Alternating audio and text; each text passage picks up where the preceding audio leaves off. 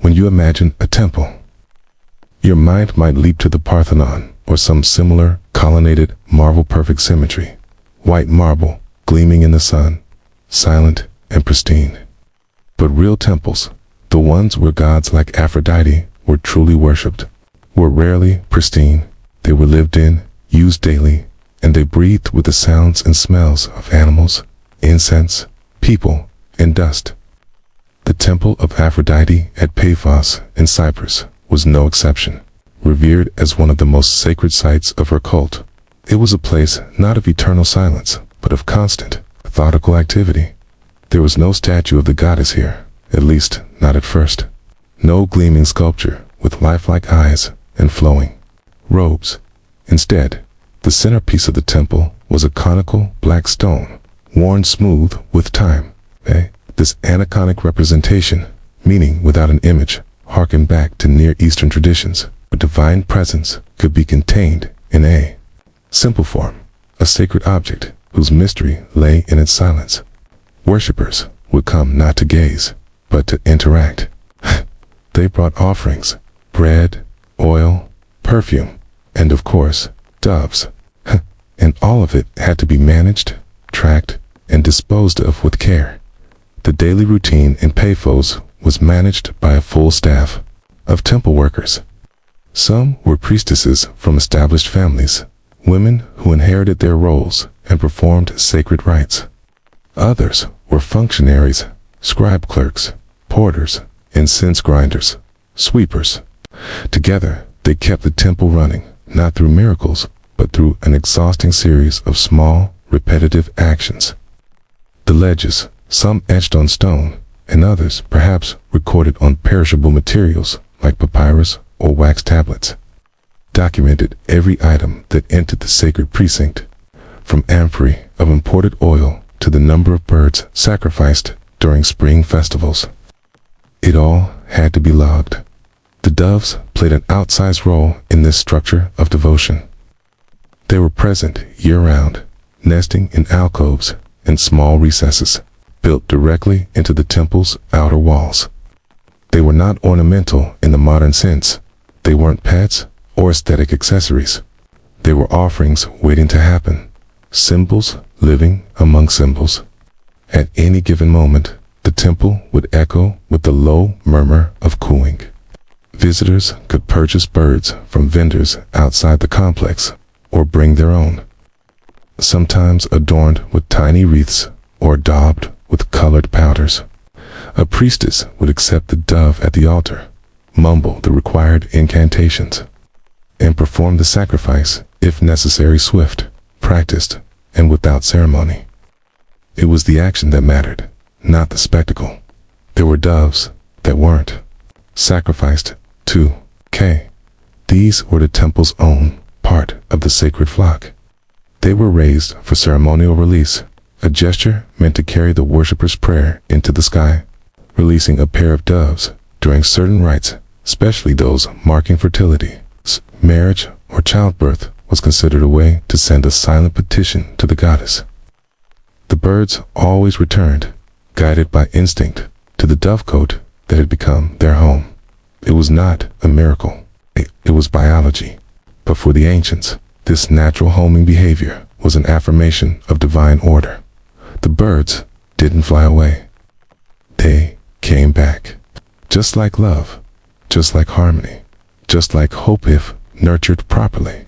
Maintenance of these flocks required careful attention. Birds had to be fed and protected from predators. Their health had to be monitored, and sick birds culled to prevent disease. Temple keepers swept feathers, changed bedding, and ensured eggs were either collected or hatched on schedule. The structure of this labor paralleled the rhythms of agriculture and household life. This is why women often filled the roles of bird tenders in the temple. The skills required nurturing, cleaning, observing, repeating were already part of their domestic world. It made sense to transpose them into the sacred, but it wasn't only about tending birds. The cult of Aphrodite at Paphos also involved festivals, and these events were anything but spontaneous. The most significant of these was the springtime. celebration of the goddess's mythical birth from sea foam. Pilgrims arrived from across Cyprus and the Aegean, crowding into the temple's outer courtyards and market lanes. Processions were organized, libations poured, doves released in synchrony. Every step of the festival had to be planned. The birds had to be readied, healthy, and kept calm despite the noise. They flew in panic or refused to ascend. It was seen as a bad omen. The caretakers bore the burden of preventing such misfortunes, not through prayer, but through careful, practical husbandry. Sometimes doves were not released, but interred. Small, stone-lined pits discovered near the temple have yielded the bones of hundreds of birds likely buried as part of mass sacrificial rites or after living a full life in temple service. These burial practices remind us of the double existence of these animals, both sacred and expendable, valued and replaceable. There was no contradiction, continuity. Outside the temple walls, the influence of Aphrodite's doves could be felt in everyday life. The same birds that served in sacred rites were bred in household dovecotes. Young girls often tended them, learning the habits and cycles of care. There are references in Greek literature to doves being released by young brides before their weddings or during funerals to represent the spirit departing the body. In these rituals, the boundary between public, cult, and private devotion blurred. The goddess wasn't just at Paphos. She was in every courtyard where a dove cooed, every meal that included doves, eggs, every whisper that hoped for reconciliation or new love. The symbolism extended even into the legal and economic spheres. Some temple complexes issued tokens or receipts in exchange for donated animals.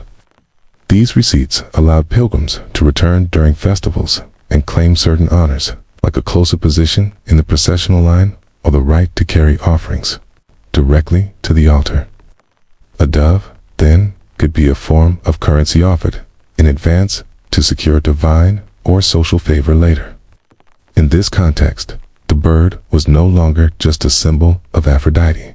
It was a placeholder for human effort and intention, for the belief that devotion could be scheduled, tallied, and fulfilled. And what of the women who spent their lives within the temple compound, whose hands grew calloused, not from battle or artistry, but from feeding birds and scrubbing stones? Their names are largely lost, their voices silent in the surviving texts. But they are the ones who sustained the goddess not in the myths or the poems, but in practice. It is their unseen, repetitive labor that kept the stone polished, the courtyards clean, the doves fed. Without them, Aphrodite would have been only a name carved into stone. With them, she became a living presence, one feather at a time. This was a kind of survival, not just of a deity, but of a cultural structure. The temple didn't stand because of divine intervention, stood because people kept sweeping the floors, because someone repaired the dovecotes when storms tore through them, because someone woke up early every single day to scatter millet and clean droppings. Faith wasn't a burst of passion, it was endurance. And so, when pilgrims looked up to see a pair of doves flying against the afternoon sky, trailing ribbons and hope, they saw not just a divine omen, but the echo of 1,000 acts of care. Each beat of the wings carried the weight of all that invisible labor. What might those birds have seen, circling above the temple, watching generation after generation of quiet hands, keeping beauty alive?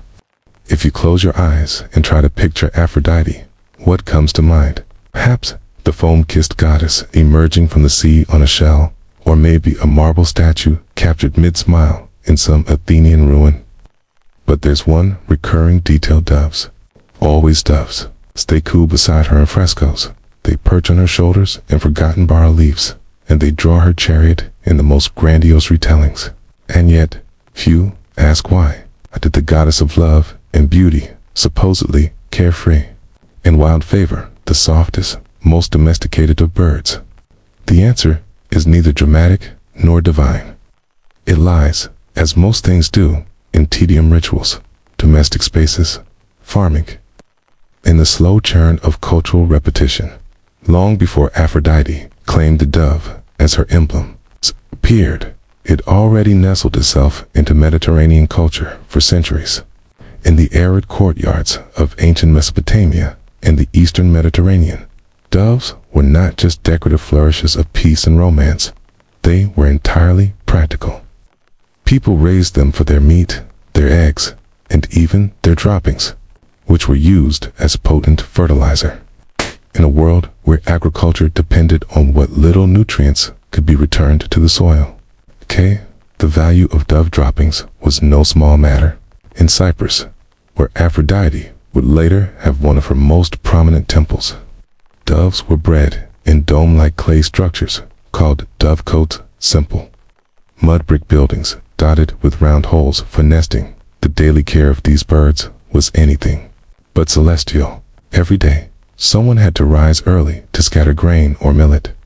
Nests had to be inspected, feathers swept up, dead birds removed. It was a slow, persistent rhythm to it, the kind of maintenance that, while dull, sustained both temple life and domestic economy.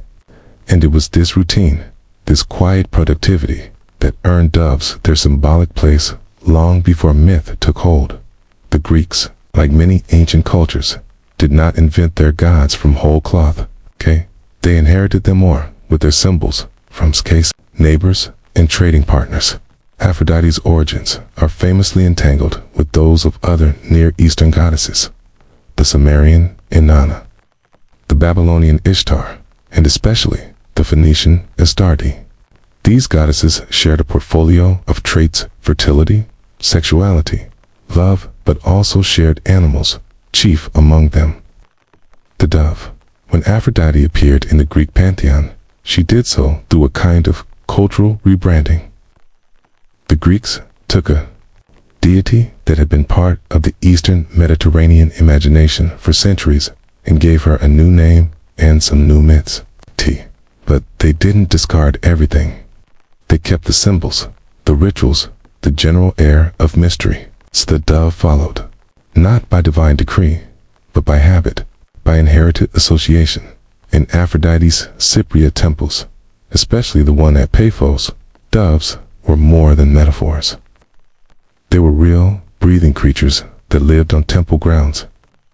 Stone inscriptions described temple staff whose sole job was to tend to the doves, feeders, cleaners, and record keepers. This wasn't symbolic worship. It was logistics. Doves had to be cared for because they were part of temple sacrifice, temple decoration, and sometimes temple economy. Donations of doves, whether live or prepared for offering, were routine. A young woman making her first visit to the temple might bring 2 doves as a modest gift. A wealthy merchant hoping for Aphrodite's blessing in marriage or trade might offer many more. The rituals were exacting. Doves were released during certain ceremonies, their flight interpreted as signs from the goddess. They were offered in sacrifice during festivals, burned or buried with incantations. Sometimes they were simply kept on site to remind visitors of the goddess's constant presence. And all of this required work, not divine, ethereal work, but the kind of labor that begins before dawn and ends only when the sun sets behind the whitewashed limestone of the temple courtyard. The symbolism of the dove deepened not through poetic idealism, but through paperwork, law, and repetition. In the city of Athens, for instance, the keeping of birds, particularly in tightly packed residential zones, was subject to regulation. Dovecotes could not spill over into neighboring property. Waste had to be contained. Disputes over noise, droppings, or escaped birds occasionally reached the magistrate's bench. In such disputes, Aphrodite was sometimes invoked not to settle matters directly, but to frame the keeping of doves as a respectable and even virtuous practice. To raise doves properly was to act in accordance with the values Aphrodite represented: order, nurture, fertility, and grace. This connection extended into the realm of marriage. A dowry list from a minor noble family in Corinth includes a pair of temple-raised doves and their enclosure, gifted as part of a daughter's wedding arrangement. Small statues of Aphrodite holding doves were common wedding gift tokens, not of wild passion, but of hope for domestic peace. The image of Aphrodite was no longer a fiery goddess of reckless love. She had become a household presence, her iconography embedded into daily routines. It was not uncommon to find a small clay image of Aphrodite with a dove perched on her arm tucked into the corner of a home kitchen, beside storage jars or hearth altars. As Greek culture spread and shifted, the image of Aphrodite accompanied it, evolving in both form and purpose. On coins struck in her honor, particularly in cities that prized her cult, like Corinth and Cythera, doves appeared prominently. Small bird perched atop an altar, a pair of wings flanking the goddess's name. These were not grand scenes, but quiet acknowledgments. The bird stood not for beauty or seduction, but for presence. Predictable, persistent, and patient. Roman adaptation of Aphrodite, now Venus retained the dove. But in a different cultural climate, Roman religion leaned heavily into ritual and duty. Venus became more associated with imperial lineage and civil order. Yet still, the dove remained. Even as her character adapted to new political needs, the bird held on. Perhaps by then, the connection had become too automatic to sever. Or perhaps the dove's appeal, its softness, its repetitive nature, its silent labor, mirrored the kind of love society came to value most: reliable, unassuming, and enduring. In art, the dove took on a life of its own. In mosaics, the bird was sometimes the only symbol needed to mark Aphrodite's domain. One particular fragment found in a villa in Delos shows a single dove perched atop a mirror, the goddess absent entirely. The meaning is clear to those familiar with the culture. Even in her absence, her bird remained. Still, it's the quiet reality of the dove's life that best explains its longevity as a symbol. It's unlike hawks or owls or peacock's birds with drama and splendor, the dove was mild. It stayed close to home. It fed gently, cooed instead of cried. For priestesses and households alike, it was manageable. It was humble. It was undeniably alive. In temple economies, this mattered. Doves required grain. Grain cost money. Keeping doves required staffing.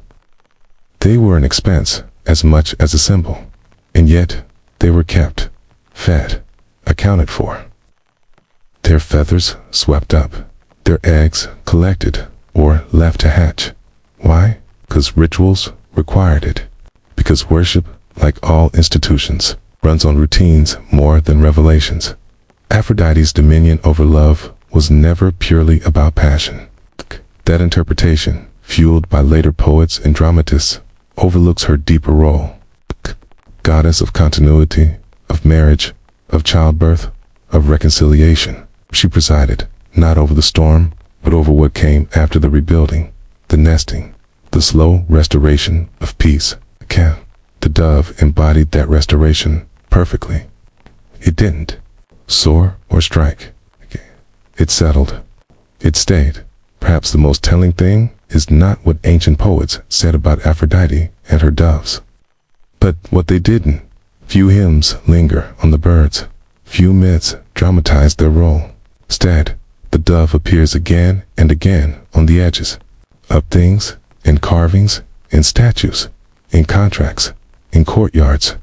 Like the goddess herself, the dove became part of the background, a constant, gentle reminder of beauty's labor. It's tempting to romanticize Aphrodite's chariot drawn by doves, to see it as a scene of impossible grace. But think, for a moment, about the reality. Who gathered the birds? Who trained them to pull in formation? Who cleaned their harnesses and swept their feathers from the marble steps of the temple? Who stood behind the curtain, whispering to them before the ceremony began? And if all of this daily labor, this quiet maintenance of symbols, is what made Aphrodite's cult function, then perhaps the goddess's greatest miracle wasn't beauty, but continuity, not seduction, but survival, not flight, but return. What did it really mean to care for a goddess, one feather at a time?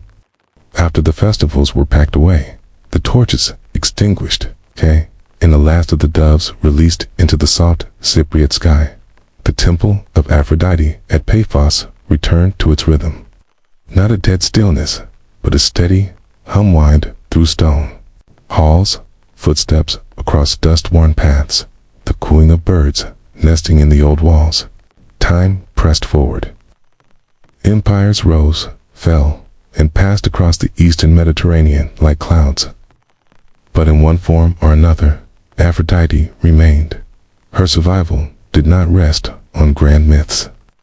Those, after all, could be rewritten. Aphrodite seducing gods, starting wars, fighting petty rivalries. But that wasn't the Aphrodite people prayed to every morning. The real persistence of her worship came through routine, through dowries, through offerings, through mothers teaching daughters how to care for birds. In this, she became less of a story and more of a structure woven into the very fabric of ancient domestic life by the Hellenistic period. Aphrodite had multiplied in forms. In Corinth, she was Aphrodite, Pandamus, patron of the city, love, in its broadest civic sense. In Cyrene, she was honored with spices and perfumes. In Rome, she became Venus Genatrix, the mother of all Roman people through the mythical bloodline of Aeneas. Each of these roles was shaped by local needs and imperial narratives, yet doves still accompanied her. They still fluttered beside her altars, perched in frescoes and coin designs. No matter how many layers of meaning were added, the dove stayed at. It is perhaps fitting that as Aphrodite's cult spread across the Mediterranean and shifted under Roman governance, it became more bureaucratic, more records, more inscriptions, more templated rites. The simplicity of earlier temple life was replaced with hierarchy and formality. In this environment, the dove became a sort of living signature, symbolic continuity amidst administrative change. It was easy to recognize, easy to replicate, and therefore ideal for an expanding religious network. This symbolic stability trickled into private homes. Roman villas often included shrines to Venus, complete with painted or sculpted doves. Garden statues showed her accompanied by birds, not flying wildly, but resting quietly, perched on fingers, shoulders, rooftops, and in actual gardens. Dovecotes became status symbols. The wealthier the household, the more elaborate the bird enclosures. Some villas built towers solely for this purpose. Others kept birds in tiled niches, assuring their sounds and fluttering would echo through the household like a heartbeat. Household manuals, such as those attributed to Roman agricultural writers, like Columella, included sections on raising doves. These texts are not spiritual in nature, they're practical. Explain feed mixtures, nest rotation, predator prevention. They detail diseases and breeding strategies. Yet even here, the language subtly acknowledges the bird's elevated status. Doves were clean, orderly, easy to care for. They were, in a sense, ideal domestic animals, useful, beautiful, and non-intrusive. In the context of Roman domestic religion, Venus represented more than love. She became a patroness of fertility, prosperity, and good fortune. Symbols, doves, mirrors, combs were associated with feminine space, with the unseen world of courtyards, kitchens, and bedrooms. These were not grand temples, but intimate altars. Clay statuettes of Venus with doves in hand were tucked into corners, placed beside oil lamps, or embedded in walls.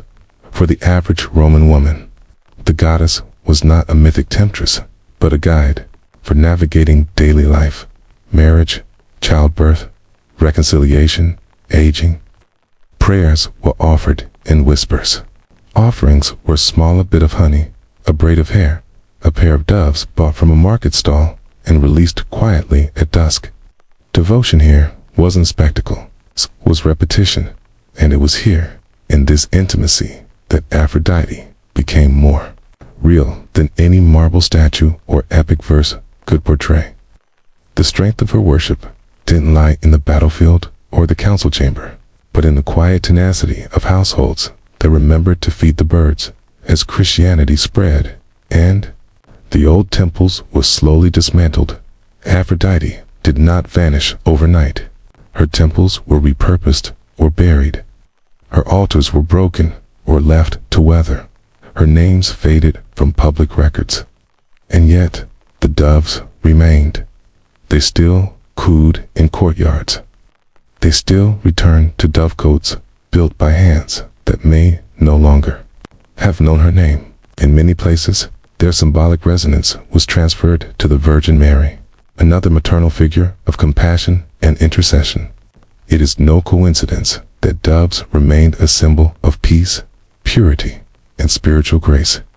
The habits of belief are stubborn. In modern Greece and Cyprus, ruins of Aphrodite's sanctuaries stand quiet.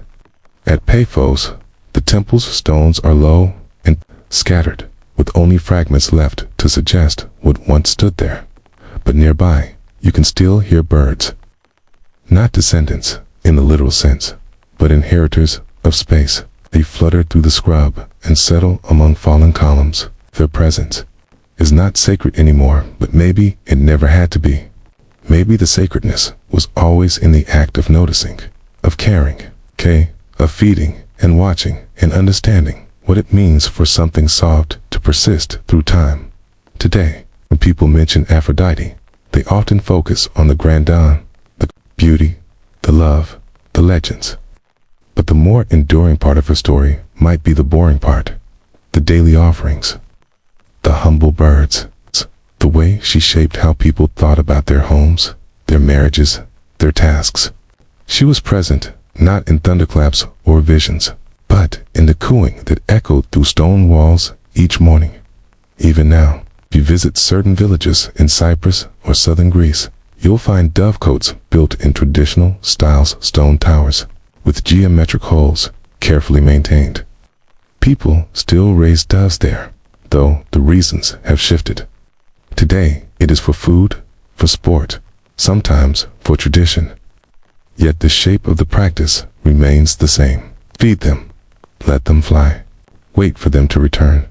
Perhaps that is the final lesson Aphrodite offers, not about love as conquest or beauty as spectacle, but about care as continuity. It's about how even the smallest ritual, repeated faithfully, can become divine. She teaches that survival is not always heroic. Sometimes it is simply the result of not stopping. So next time you see a dove not gilded in art, but real, awkward, pecking at crumbs on a ledge, think not of romance or myth, but of patience, of the countless hands that have fed and housed such birds for millennia, of temples swept clean each morning, of daughters watching mothers care for things that fly but choose to stay, of a goddess who became immortal, not by power, but by presence. And ask yourself, in a world that forgets so easily, how does something as soft as a dove continue to be remembered? You've heard of Hephaestus. Maybe you remember him in passing, some minor god at the edge of Olympus, hammering away in the shadows while the others danced in clouds. He doesn't burst into battle scenes like Ares, nor whisper clever plots like Athena. He doesn't woo or rage. He builds, quietly, consistently. In myth, he makes the weapons of gods, the armor of heroes, and the automata that walk and speak and serve. But if you look closely, you'll find something more mundane hiding underneath the marvels. Routine, repetition, soot, smoke, a forge that doesn't close, and a schedule that doesn't forgive. There are no hymns that list his working hours, but they were implied in every tale that mentioned him. The gods needed armor, weapons, mechanisms, and furniture, and They expected delivery. Lightning bolts had to be restocked. Chariots had to be repaired. Shields embossed. Thrones installed. Unlike the other Olympians, whose divine whims guided their actions, Hephaestus had obligations. He had a backlog. He lived apart, sometimes under Mount Olympus, sometimes in volcanic islands like Lemnos, sometimes in crafted workshops of unimaginable complexity. The exact address changed depending on who told the story, but one thing stayed consistent. He worked. Hephaestus wasn't a god of ideas. He was a god of output, a craftsperson, and craftsmen, even divine ones, live by tools, time, and the trouble of endless labor. Now, consider what that means. Not the poetry, the logistics. The god of the forge had to manage heat, pressure, balance, and time. His workspace was not a grand stage, was a hot, confined, and dangerous environment. Fires needed to be stoked at precise intervals. Teas, metals, bronze, gold, iron, sometimes celestial alloys had to be heated just right. If left too long, they warped. Not long enough, and they cracked. Precision was not optional. Even his divine automatons, his self-moving bellows or walking statues, had to be calibrated, reset, maintained. Even divine machines needed oiling in many ways. Hephaestus is an ancient archetype of what we might now call a systems engineer. He built not for glory, but for function. His tools, hammers, tongs, anvils, were not weapons of conquest, but instruments of problem solving. The myths that mention his creations often focus not on their beauty, but on their effectiveness. He builds nets that catch adulterers, tripods that move themselves, golden servants that anticipate his needs. There's a quiet practicality to all of it. He's less concerned with drama, more interested in making things that work over and over again. In Homer's Iliad, we get a glimpse of his workspace when Thetis, mother of Achilles, comes to beg Hephaestus to make her son new armor. When she arrives, the god is already at work, surrounded by assistants, mechanical women made of gold who speak and move. He's covered in soot, bent over his tools, entirely immersed in his labor. He doesn't float in divine stillness. He sweats. He limps. He sighs. And yet, he continues. That moment is not framed as extraordinary yet, is every day. This is what Hephaestus does. Day in, day out, armor, shields, intricate detail, delivery deadlines. The divine workshop, as Homer paints it, is not pristine or theatrical. It's a site of focus, repetition, and strain. And though his creations change the course of mythic battles, the god himself remains in the background, toiling. It's forgotten until something breaks.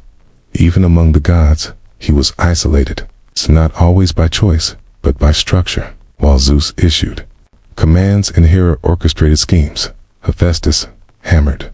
He didn't have time for gossip or ambrosia feasts. In fact, he rarely appears in myth unless summoned to fix something or fashion a specific tool.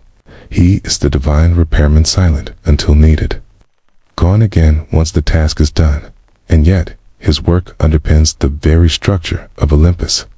Without him, the gods would be throneless, weaponless, unadorned. The lightning bolt Zeus hurls so casually, forged. The aegis Athena bears into battle, forged. The chains Prometheus could not break, forged. All of it passed through Hephaestus' hands. He was a craftsman in a world of dramatists, and it showed. There's a story, less often told, about Hephaestus designing the thrones in Olympus to include automated features. They could move, restrain, or even eject their occupants. Whether myth or metaphor, it reveals a strange kind of power, not flashy, not violent, but infrastructural. He didn't rule Olympus, he rigged it. His isolation was reinforced by how others saw him. Hege, the only god described as physically imperfect, lame, wounded, hunched, Depending on the version, he was either cast from Olympus by Hera at birth, or by Zeus after siding with his mother during an argument. Either way, he fell through the sky, into the sea, into exile. When he returned, it was not with vengeance, but with tools. He built himself back into Olympus, not by force, but by function. This too is part of the boring story. He didn't conquer. He earned his way back by being useful. The myths don't emphasize the triumph. They show the tedium. He forged Hera a magical throne that trapped her when she sat down. Only by freeing her after a long negotiation did he reclaim his place among the gods. His revenge was not violence, but cleverness, and it required weeks, maybe months, of design and fabrication. There are no details in the texts about the tools he used or how long the chair took to make. But you can imagine it. Measure, cut, shape, recast, test, adjust, all for one seat. The glory was brief. The labor was endless. That's the pattern with Hephaestus. Even his marriage to Aphrodite, rare moment of divine attentions, mostly remembered for its unraveling. She cheats. He crafts an invisible net. He catches her in Ares' mid-act. But once again, the story focuses not on rage, but on engineering. He doesn't fight Ares. He doesn't shout. He builds a trap, quietly, methodically. The tools speak louder than a man. What happens after the trap is sprung? The gods laugh. Aphrodite leaves. Hephaestus returns to his forge, because that's what he does. And so, in a world where gods reshape oceans and seduce mortals and stir wars, Hephaestus remains in the margins fabricating. Smith is not one of power seized, but of labor repeated. His resilience is not in ambition, but in the ability to keep going, to keep crafting. And in that persistence lies a different kind of strength. He's not remembered for a single masterpiece, art, for everything the gods needed and took for granted. In a way that makes him the most human of the Olympians. He worked. He was ignored. He continued anyway. But what would a god like Hephaestus think, late at night in the forge, as sparks dimmed and bellows slowed? Did he resent the other gods? Did he envy their ease, their drama, their grace? Did he find peace in the repetition, in the quiet click of tool against tool, in the warmth of a furnace that never asked for anything but attention? What does it mean to build for others who never build for you? There's a particular loneliness that accompanies those who keep the world running behind the scenes. For Hephaestus, that loneliness was the price of utility. In a pantheon where beauty, wrath, and cunning brought glory and song, he had none of these in abundance. What he had were hands clever, calloused, and blackened with ash, and he used them not to charm or conquer, but to serve, repeatedly, without thanks. His forge, though sacred, was never sanctified in the same way as the heavens of Olympus or the mysteries of Eleusis.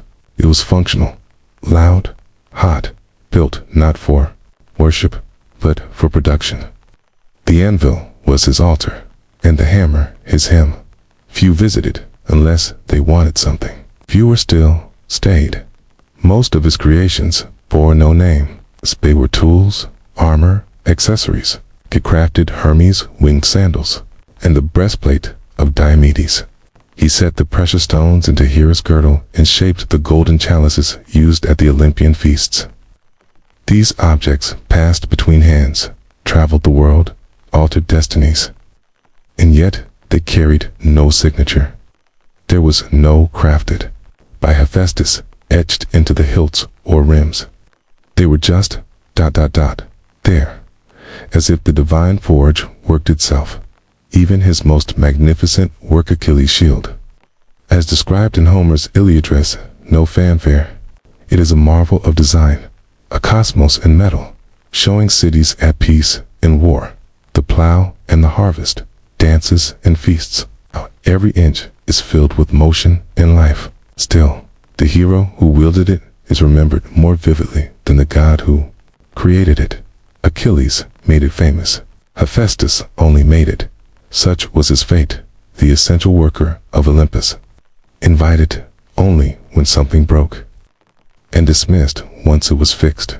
His solitude was emphasized by the physical space he inhabited. Unlike the sociable gods, whose power radiated across the sky or land, Hephaestus often worked underground or beneath volcanoes. His association with fire and metal led the Greeks to link him with real-world geological phenomena.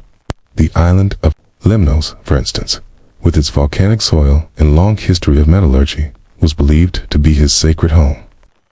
When smoke rose from Mount Etna in Sicily, it was said that Hephaestus was at work. Nature itself became his workshop, erupting on schedule, venting the pressure of divine production. But the people of those volcanic regions didn't simply fear Hephaestus, they depended on him. Local cults were devoted not to his mythic backstory, but to his practical guidance. Blacksmiths prayed to him before lighting their furnaces. Craftsmen left offerings, bits of metal, half-finished tools, or the ashes from the day's labor. These weren't grand sacrifices, they were quiet gestures of solidarity. Working men, honoring a working god. In Athens, the worship of Hephaestus was especially intertwined with the everyday. He had a temple, the Hephaestia, overlooking the agora, not far from the civic center. It wasn't the biggest temple, nor the most ornate, but it was active. Here, he was paired with Athena, goddess of wisdom and crafts. Together, they were protectors of artisans and builders. Their partnership spoke to the dual nature of progress, the mind and the hand. Theory and execution. Rituals in his honor were held annually during the Chalcea festival. Unlike the frenzied bacchanals or the stately processions of Zeus and Apollo, the Chalcea focused on the forge. Tools were blessed. Metalwork was demonstrated. Apprentices offered thanks for surviving another year without maiming themselves. It was a festival of the practical. Even here, though, Hephaestus was not the centerpiece. He was present, necessary, honored, but always secondary. Like the anvil in the corner of a workshop, heavy, reliable, and saluted. This enduring marginality made its way into later stories as well. When the gods assembled, Hephaestus arrived last. When they drank, he poured the wine. In vase paintings, he's often the only god depicted with tools in hand, mid-task, while the others pose or float. His physical appearance, too, marked him. Apart, lame, disheveled, sweat-soaked, he did not embody perfection. He embodied production. This made him a useful figure for those who lived similarly marginal lives. Laborers, craftsmen, those injured or overlooked, they could see themselves in Hephaestus. His myths did not flatter or promise rewards. They merely acknowledged the effort. A quest. In a world ruled by aristocracy and beauty, Hephaestus stood as proof that usefulness, too, had a place in the divine. Yet he was not without bitterness. Some stories depict him sulking, retreating further into his forge.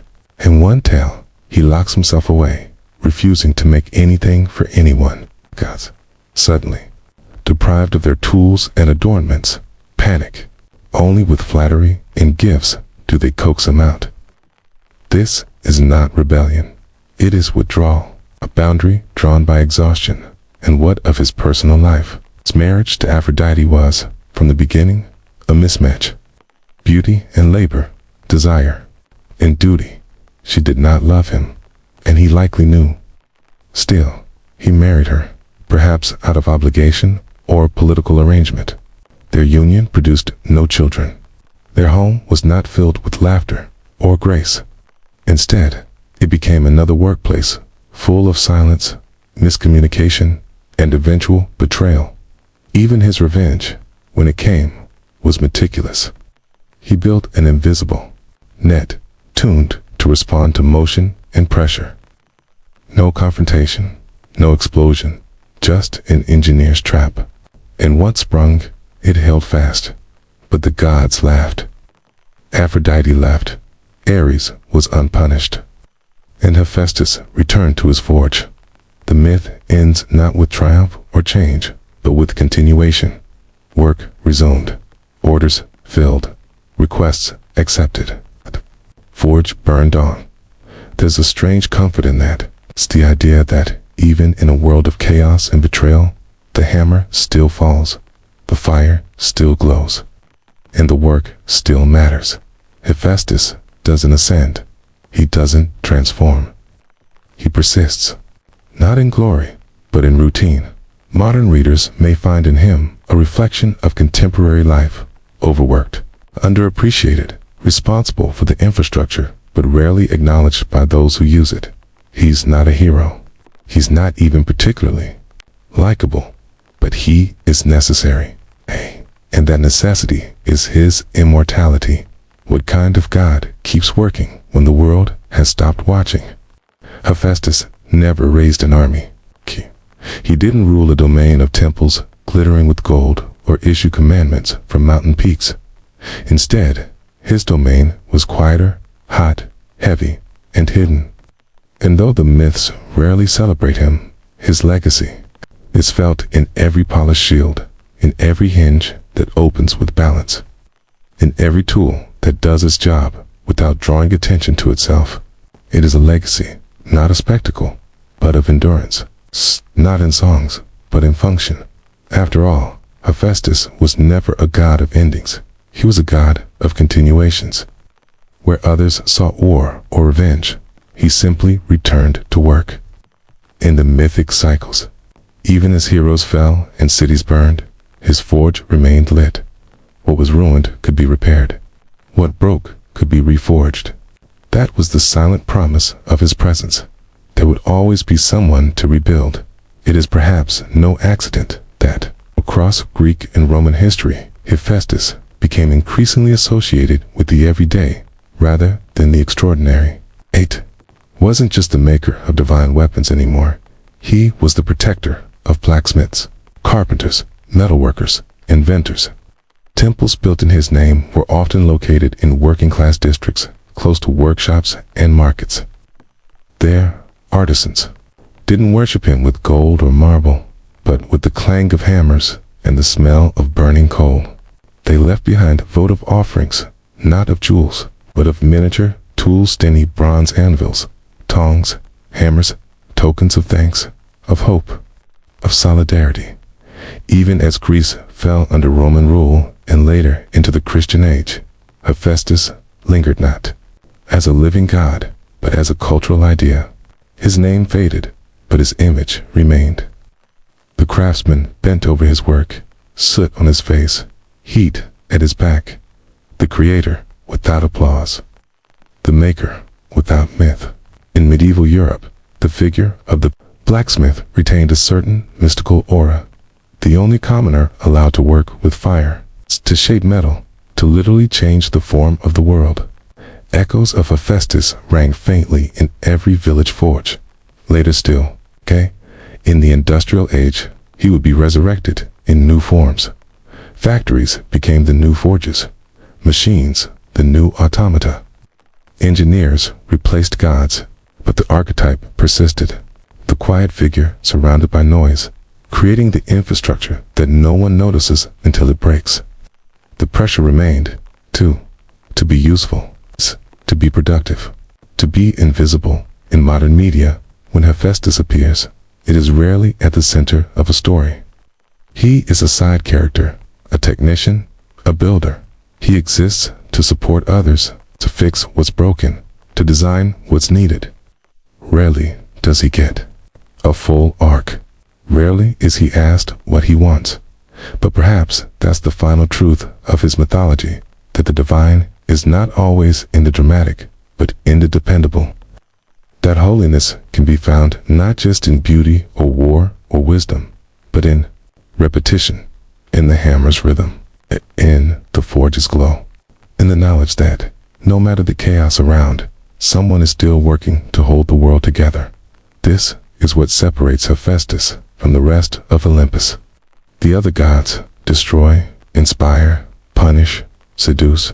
He creates, he repairs, he enables, His power is generative, not disruptive. And yet, for all his effort, he is often alone. Even among his own creations, there is a sense of distance. The golden automata who serve him, the self-moving tripods, the intricate nets, they are marvels, but cold ones. No myth speaks of Hephaestus laughing, or resting, or choosing joy. He is always needed, always summoned. Even in silence, his responsibilities speak louder than his desires. And yet, there's a strange nobility in that. He becomes, in a way, a god for anyone who has ever worked behind the scenes. For every engineer, technician, janitor, or caretaker who builds and maintains the systems that others depend on. For those who labor in anonymity, who are only noticed when something goes wrong, who are forgotten the moment something goes right. Hephaestus is not glamorous, but he is vital. His forge is the last place visited, in the first place relied upon. His tools are extensions of his mind. His silence is not indifference, but focus. And his legacy is not in legend, but in the things that last. It's worth wondering when the gods of Olympus finally fall silent, when their temples are dust and their statues toppled, what will remain? Perhaps not the thunder of Zeus or the arrows of Apollo. Perhaps not the golden apples of Aphrodite or the strategies of Athena. Perhaps what will remain are the hinges that still swing, the metal that still holds, the wheel that still turns, the invisible marks of a craftsman who once worked without rest, not for glory, but for stability, because in the end, Hephaestus reminds us of something we too often forget, that to build, quietly and without praise, is itself an act of grace. And what if that grace and glamorous, celebrated, was the foundation of the world, all along? You may know Hermes as the swift-footed messenger, winged sandals flashing through the sky, a smile on his lips and mischief in his heart.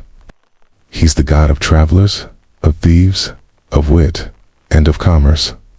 In most myths, he arrives just in time, with a clever trick or a useful word.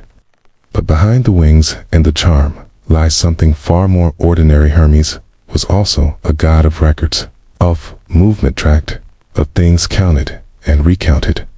And perhaps nowhere is this better revealed than in the curious case of Apollo's stolen cattle.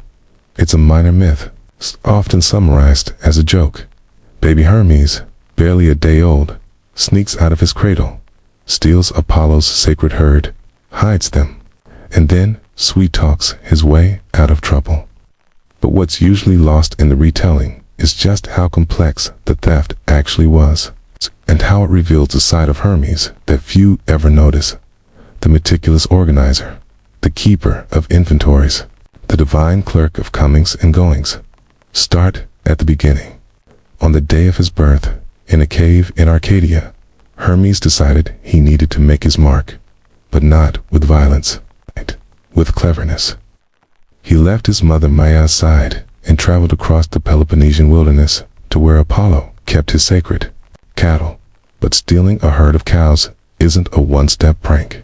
It requires planning, strategy, and logistics, even more so when the victim is a god. Hermes began with misdirection. He crafted a pair of sandals out of bark and twined reversible ones.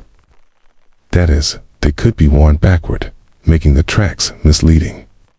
He then led the cattle away, walking them in strange patterns, and even disguising their path by covering their hooves. It was, in effect, an exercise in early forensic deception. Hermes didn't just steal, he obstructed investigation.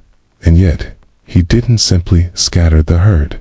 He carefully counted them, kept them together, and hid them in a cave, constructing an enclosure to keep them quiet and contained.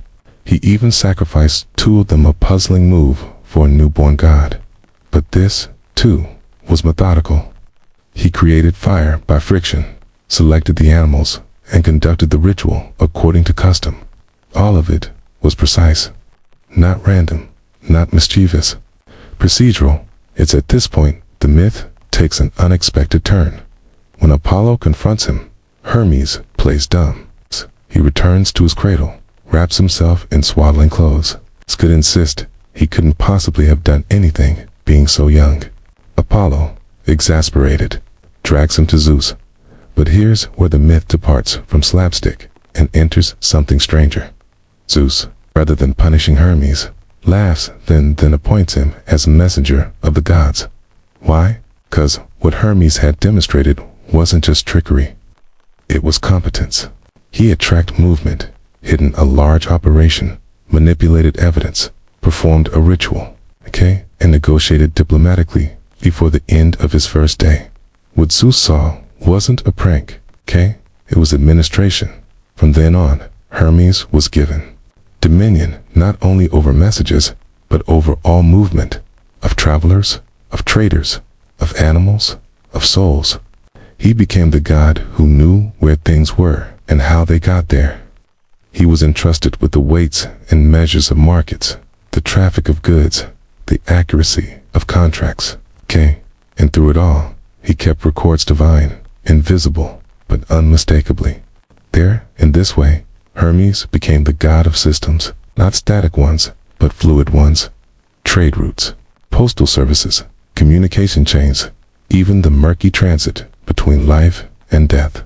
He was the only Olympian allowed to travel freely between all realms, sky, sea, and underworld.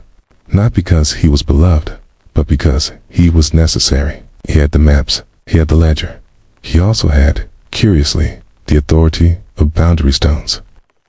In many Greek cities and rural paths, Hermes stone pillars, topped with Hermes' head marked property lines and road junctions. They were functional markers used by travelers and farmers alike. Offerings were made not out of worship, but respect. You paid your dues because Hermes watched the lines. In Athens, his image guarded marketplaces. In Delos, he presided over merchants and sailors, but always with that same dual role, watcher of movement and subtle manipulator of it. He was the god who ensured that the cattle arrived where they needed to be or didn't. And in a world where wealth was often counted in livestock, that made him powerful. But there was more to Hermes than mere oversight. He was a patron of inventors, of liars, of negotiators. Anyone who operated in the in-between, not firmly lawful, not entirely criminal. He blessed cleverness, not honesty, resourcefulness, not rigidity. And yet, he imposed a strange kind of order. He didn't prevent theft, he managed it. Imagine, then, the records Hermes must have kept, not written down, of course, but stored in his mind. Mental ledger of trades made, favors owed, paths taken. If someone vanished, Hermes would know where they'd gone. If someone cheated, he would know how. He wasn't a punisher, he was a witness, and that made him indispensable. In some late texts, Hermes is described as carrying a staff, not just with snakes, the caduceus, but with scrolls tied in a bundle. It's unclear if this image was symbolic or literal, but it reveals how tightly he became associated with information. In Roman times, as Mercury, he was venerated in public forums and early postal networks. Temples in Gaul and Germania show inscriptions thanking Mercury for safe trade journeys, for contracts fulfilled, for letters delivered.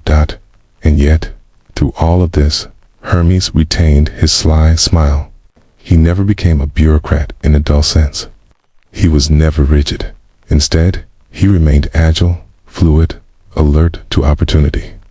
In this, he embodied a principle older than any temple, that systems require flexibility, that records must be kept, but not at the cost of intuition. That sometimes the cattle go missing, and that this, too, is part of the story. But what does it mean to be a god of order who thrives in disorder? If Hermes was ever known for anything more than his mischief, it was motion. Movement defined his power, fast, untraceable, smooth like water, sliding between fingers. But his gift wasn't simply speed, it was oversight, control. He was the one who knew where everything had gone. Okay.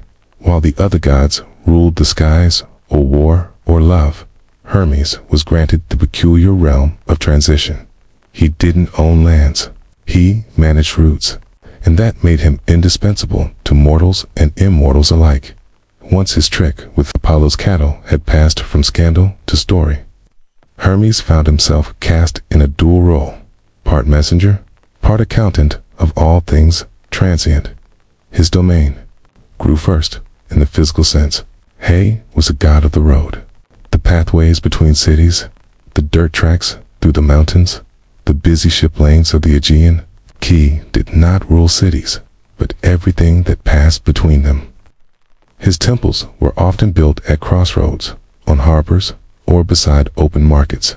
Not monuments of grandeur, but waypoints, markers, checkpoints in the wilderness of ancient geography. But roads aren't only for merchants and messages. They're for risk, and Hermes knew this. Bandits, lost travelers, broken carts, stolen goods, he watched it all. His presence wasn't protection from danger. It was an acknowledgement of it. People left offerings at roadside Hermes, not because Hermes prevented misfortune, but because they hoped he'd help them navigate through it. His sympathy lay not with the law, but with the clever, the adaptable. He didn't despise the thief or the smuggler. In many ways, he was their patron too. This moral ambiguity made Hermes strangely modern in character. Unlike many Olympians, he wasn't obsessed with justice or purity or revenge. He preferred balance sheets to decrees. If something was taken, something should be paid. If a boundary was crossed, it had to be tracked. Not punished, just recorded. In ancient markets, this sensibility flourished. Hermes became the god of commerce not in the abstract sense, but in the daily mechanisms, weights, measures, contracts, negotiations, a good deal, a fair price, a well-kept receipt. These were his rituals. Merchants invoked him before weighing grain. Scribes carved his symbol beside tallies of goods. Even the act of sealing a deal with a handshake was a gesture, whispered under his watch. One might imagine that this role would elevate Hermes to a position of cold, calculated detachment. But the opposite is true. His presence added humanity to bureaucracy. He understood that systems required give and take, that perfection was impractical, and that what mattered most was flow. Goods needed to move, messages needed to arrive, souls needed to cross. Yes, the souls, among his many jobs.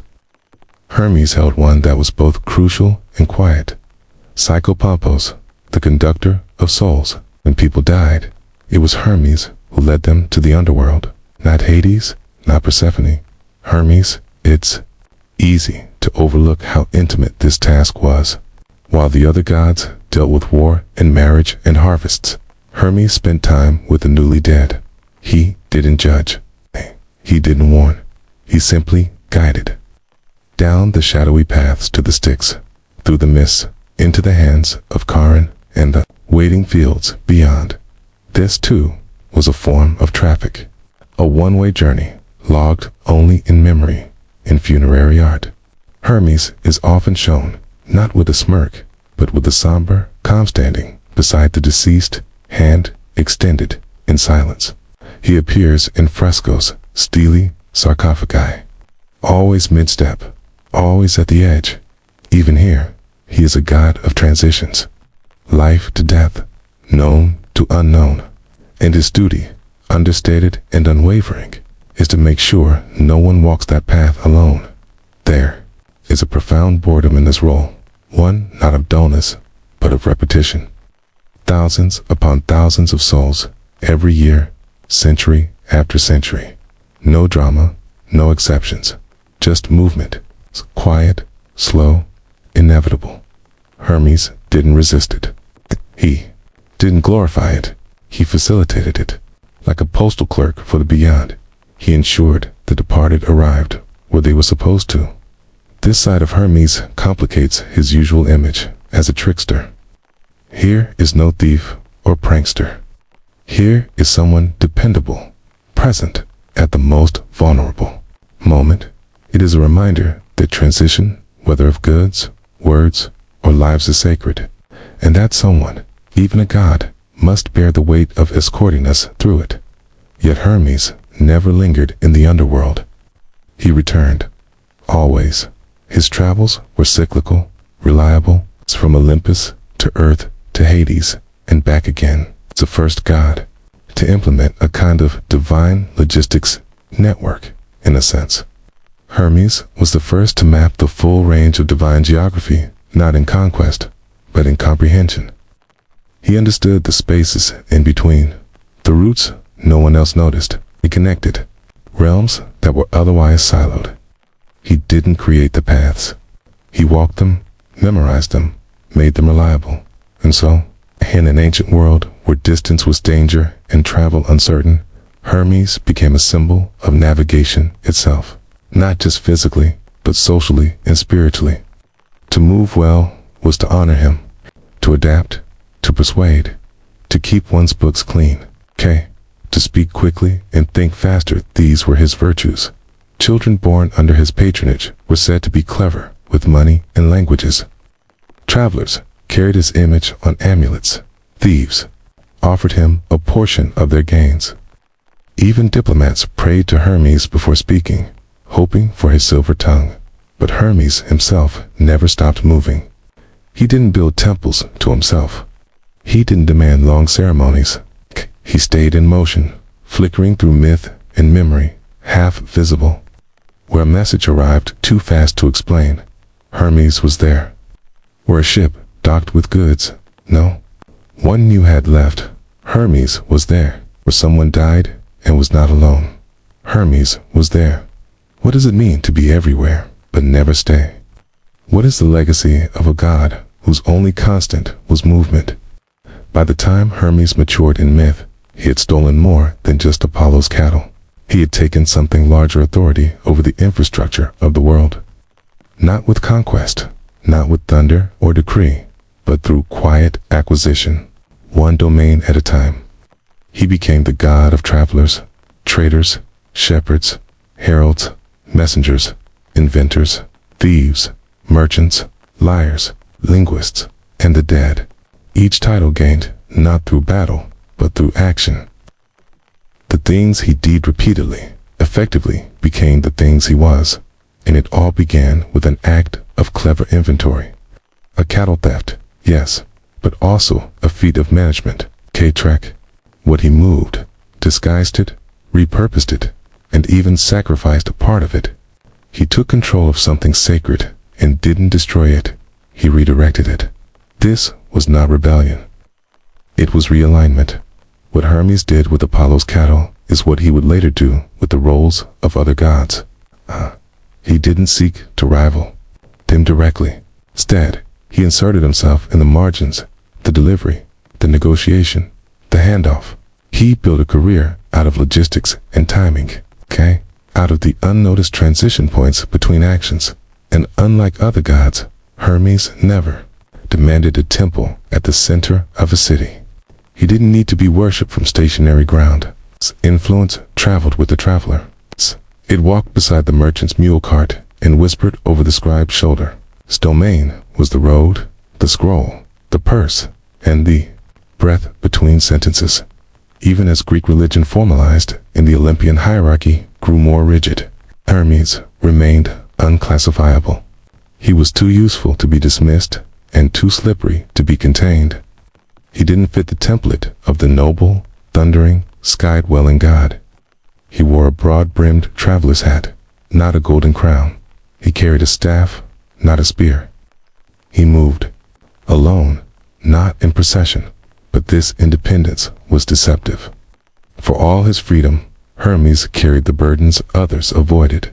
Messages no one wanted to deliver. Souls no one wanted to guide. Tales no one else could broker. When the gods quarreled, it was Hermes who was sent to mediate. When mortals offended Olympus, it was Hermes who brought the warning. He was both trusted and taken for granted. What does that do to a god? Imagine the weariness of carrying the sum of others' instructions, the pressure of bearing truths that are not yours. Hermes, as messenger, had to repeat what he was told. But as the god of invention and wit, he also had to interpret, rephrase, cushion, manipulate. He was given words and made them fit. He was handed chaos and made it flow. Over time, the tools of his trade became symbols layered with paradox. His winged sandals light, fast, elegant symbolized speed, but also evasion. Like Odysseus, his staff was mistaken in later eras for a symbol of healing. But in antiquity, it was a sign of negotiation, of keeping balance between opposing forces. The intertwined snakes weren't enemies. They were locked in dialogue. Hermes stood between them, equally aligned, equally apart. This idea of in-betweenness defined him. He existed between cities, between languages, between realms of the living and the dead. He was never quite here, never quite there. He didn't stay long enough to be enshrined, and he didn't leave completely. He passed through, and perhaps this is why his mythology lacks the grandeur of others. There are no epic battles with Hermes at the center, no sweeping romances, no great temples whose ruins echo with his name. He's mentioned often, but in brief. He arrives, delivers, observes, departs. The narrative moves through him, yet the impact remains. His presence is felt not in stories about him, but in the systems that continue functioning because of him. Trade that works, roads that connect, languages that translate. No borders that hold if only barely. Even in the underworld, his work was persistent. He alone had the right to move freely in and out of Hades. Charon ferried the dead across the Styx, but Hermes brought them to the river's edge. His role was escort, not executioner. He carried souls from one world to the next, bearing the weight of memory and forgetting. The journey was one-directional, but the route was always open because Hermes knew it. He had walked it thousands of times. There is something unbearably mundane in this task, to do it not once, not twice, but endlessly. No applause, no outcome. It's just the quiet knowledge that your work makes all other work possible. Occasions of systems are often invisible, but remove them and everything collapses. And so Hermes endured, not because he was adored, but because he was necessary. When Roman culture absorbed the Greek pantheon, Hermes became Mercury. The name changed, but the functions remained. Roman Mercury was more explicitly linked to commerce and wealth. Temples to him were often situated in busy trade hubs, near forums and harbors. His image adorned merchant tokens, shipping ledgers, and milestone markers along major roads. He was honored in the way one honors a postal service or a reliable courier, not with devotion, but with reliance. Still, he remained two-faced, not in the sense of deception, but of dual engagement. For every merchant who thanked Mercury for profit, there was a thief who prayed for luck. For every diplomat who sought eloquence, there was a liar hoping for a convincing tongue. Mercury did not judge. He merely equipped. And even as Christianity spread and the old gods were absorbed or erased, Hermes Mercury persisted in metaphor. The word mercurial still means fast, changeable, elusive. In alchemy, Mercury became the primal matter liquid, metal, always shifting, always transforming. He became not a person, but a principle, that which moves, that which connects, that which adapts. But there is an irony here. For all his adaptability, Hermes himself does not change much in the myths. He is consistent, clever, quick, loyal in his own way.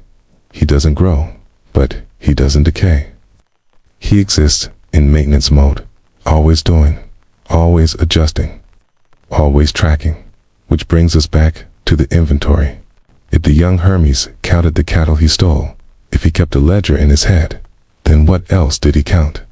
the dead, the deals, the lies, the roads taken, the ones avoided. Was he, in some way, the god of memory itself, not as emotion, but as ledger, as log?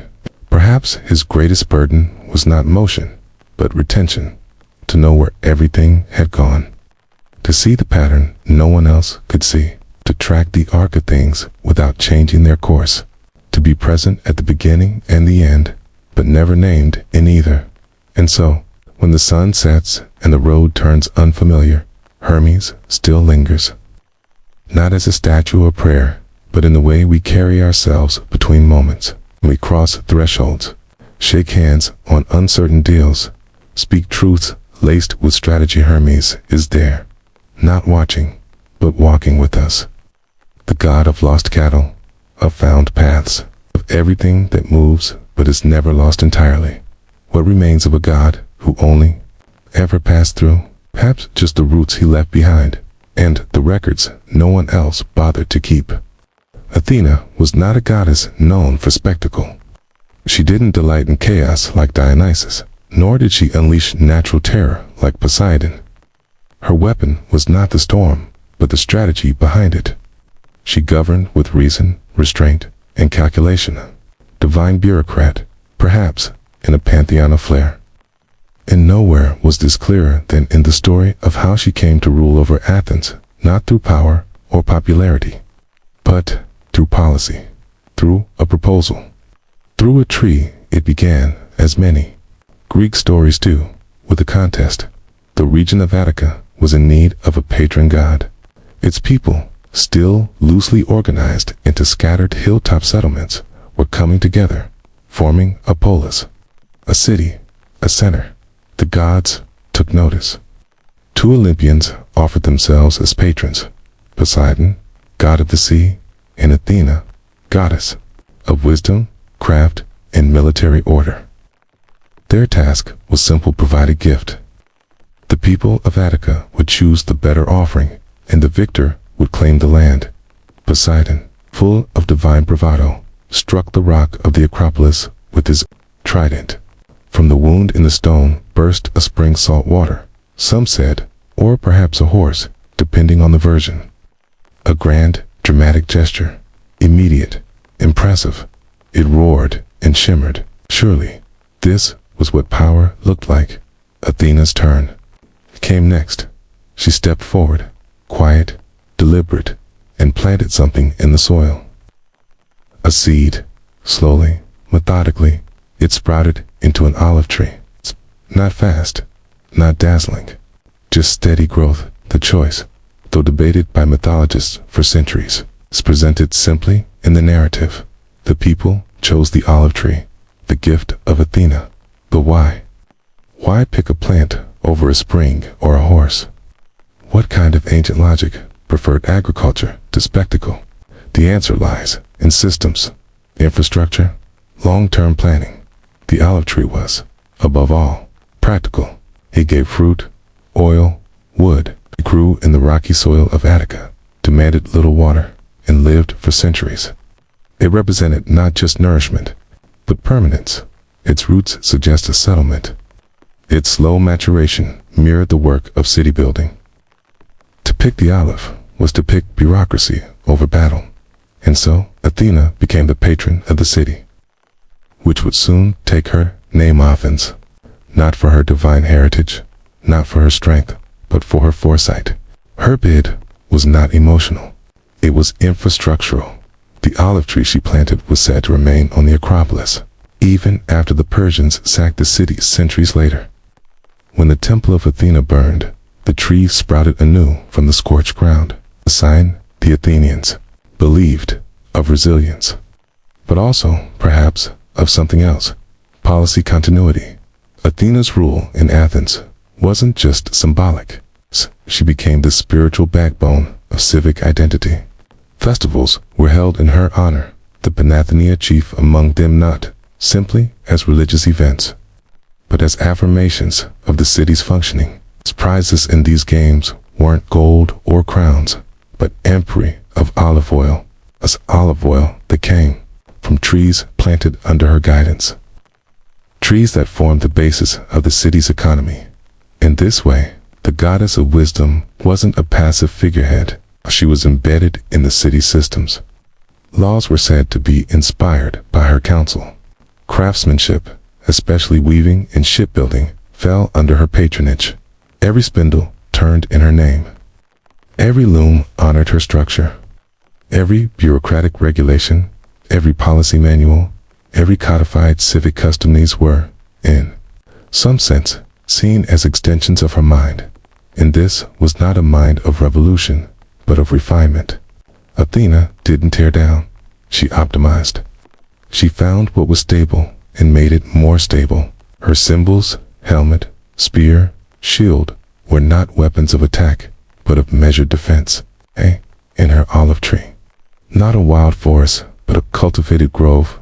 In the architecture of Athens, this logic was made stone. The Parthenon, dedicated to Athena, Parthenos, the Virgin Athena, wasn't just a temple. It was a statement. Its columns were not ostentatious. They were measured, mathematically proportional. K's treasury served not just as a sacred space, but as a bank. The building was designed for function as much as form. Athena presided over it as an accountant, as much as a goddess. The entire civic structure of Athens leaned into this vision. The assembly, the courts, the maritime trade infrastructure all imagined themselves as operating with the kind of Athena logic, orderly, precise, deliberative. Even the city's patronage of dramatis, funding of playwrights and public performance, was administered through systems that bore her silent stamp. And still, at the core of it all, was a tree, growing slowly, dropping olives, feeding no one in a hurry, but nourishing those who waited. But how does a city maintain a divine gift like that? Not just a tree, but the principle it represents. Who watches the roots when the leaves go unnoticed? The olive tree Athena planted wasn't just a winning entry in a divine contest, it became a civic monument, a living metaphor, and a cornerstone of policy. But like any symbolic gift embedded in a society, it required more than reverence. It needed protection, regulation, stewardship. Athena's gift wasn't passive. It demanded structure. As Athens grew from a loose assembly of hill villages into a fully formed polis, the olive tree became central to its mythology, economy, and law.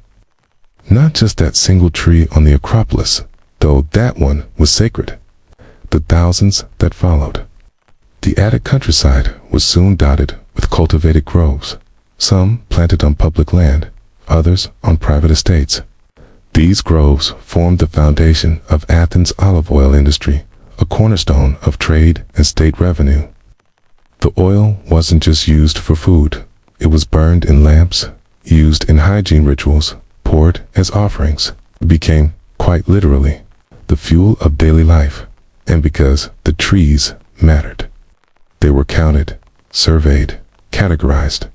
Ancient Athens created one of the earliest known examples of agricultural inventory for state use.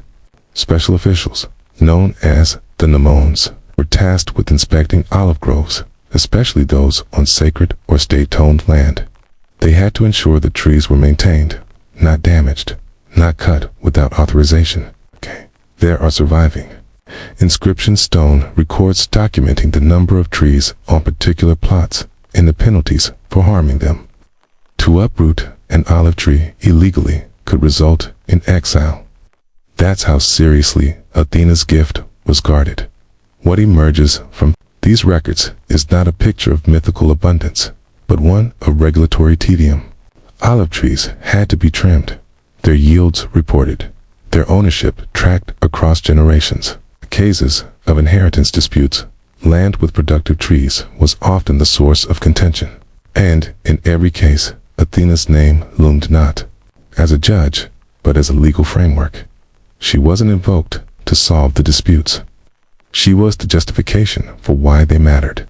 The olive tree had become more than sacred, was measurable. Its value could be translated into amphory tax assessments, civic budgets, and in doing so, it helped define Athens not as a mythic city, but as a functioning republic.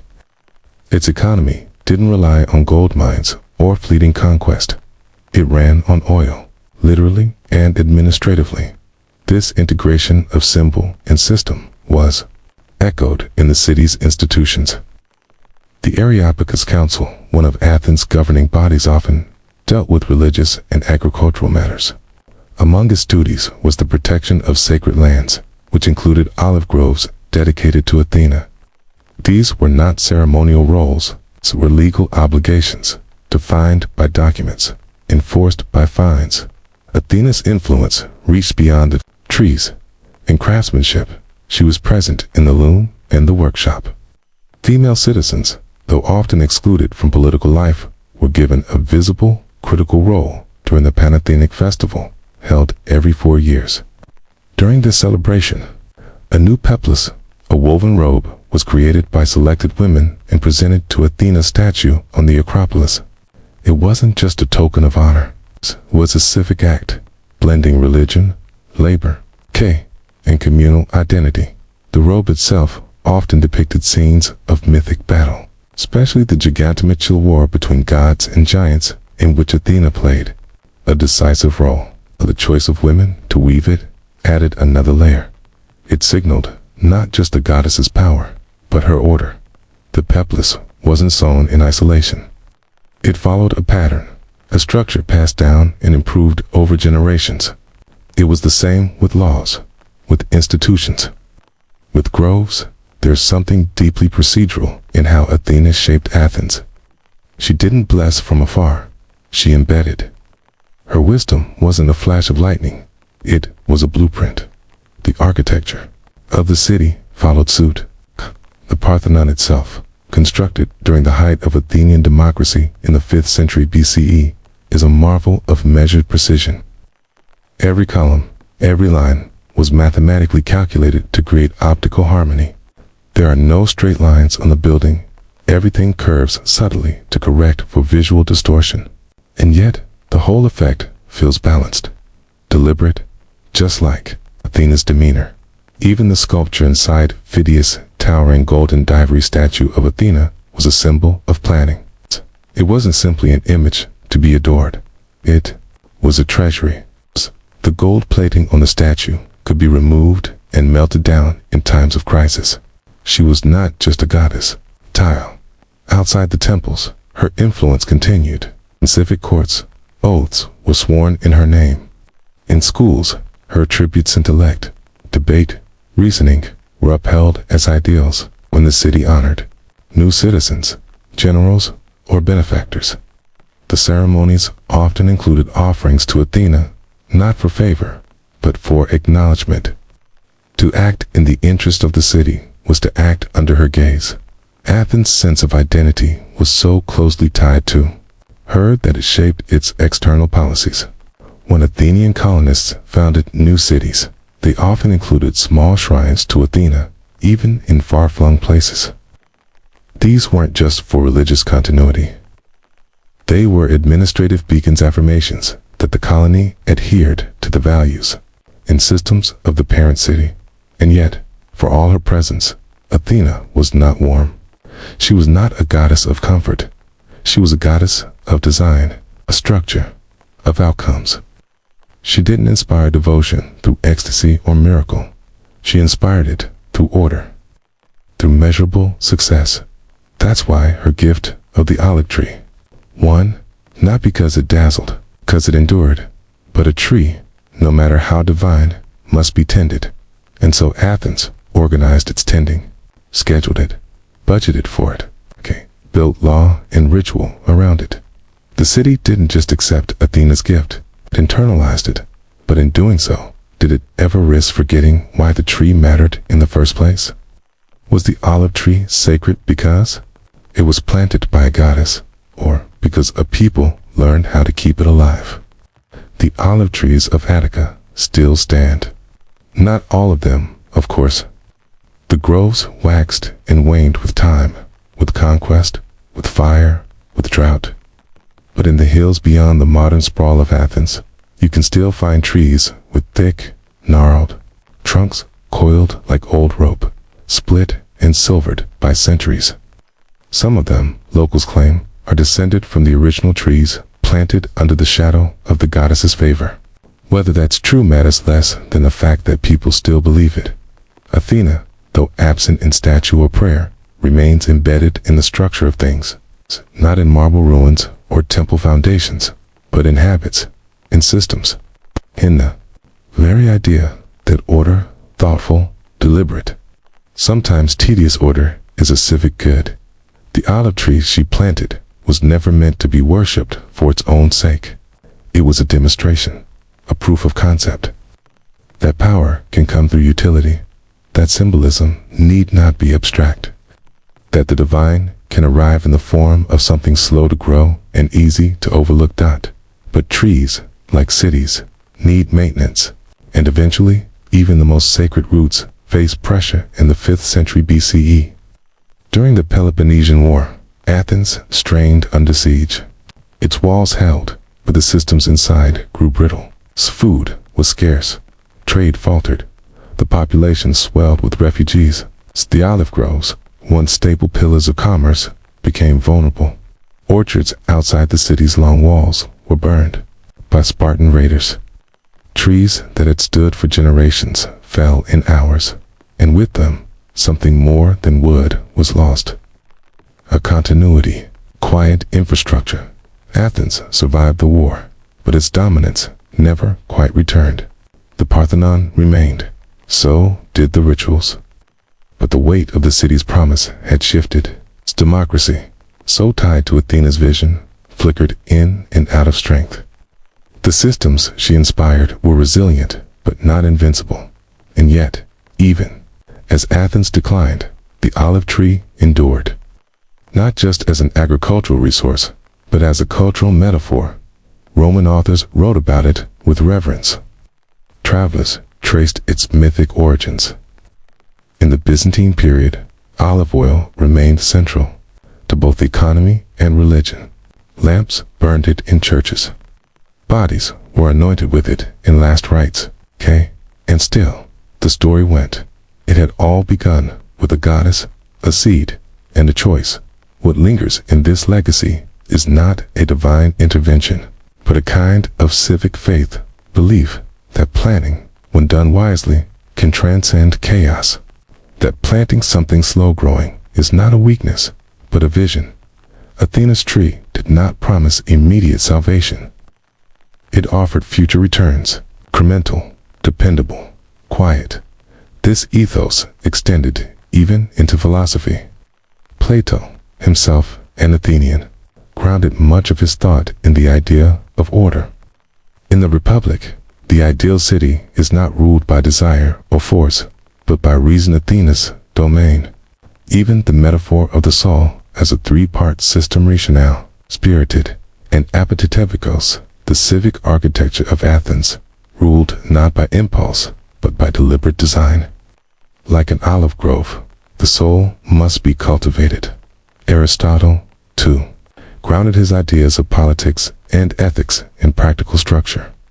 Virtue wasn't a divine gift, it was a habit formed through repetition. Trees didn't bear fruit on command.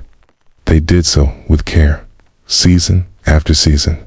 It is no stretch to say that Athena, though absent from the academy, was present in the pattern, and yet no myth survives unchanged. In later Roman retellings, Athena's image softened. She became Minerva Stillwise, but less civic, more abstract. Her olive tree became a symbol of peace, not policy. It adorned coins, crests, and medals. Its branches were carried in processions, painted on tombs, carved into seals. Even in the modern world, we still say extend the olive branch to mean a gesture of reconciliation. We remember it as a tool of diplomacy. But in doing so, we may overlook what it originally meant in Athens. Not peace as sentiment, but peace as system, as something grown, tracked, protected by law. The modern city of Athens still honors its namesake in name and symbol. The owl of Athena adorns university logos, national emblems, even the euro coins of Greece. But the goddess herself no longer presides. Her temples are ruins, her priesthood gone. And yet, one could argue, she never left, because the deeper question isn't whether Athena exists, but whether her methods do.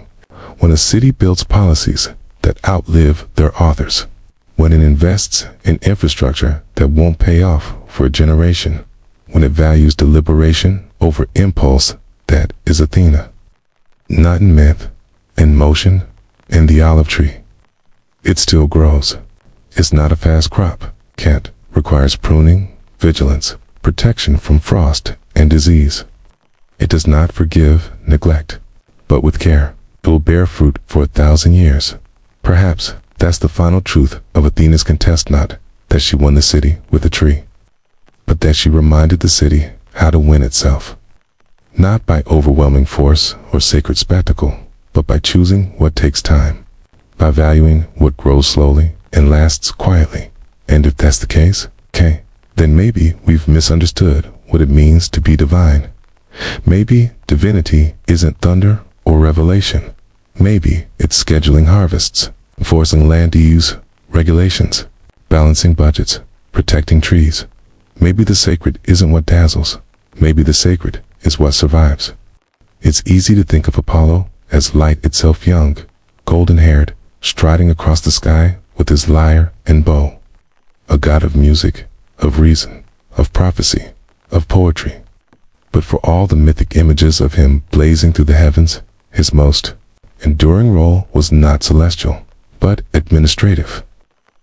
In Delphi, at the center of the ancient Greek world, Apollo was less a romantic figure and more a schedule keeper.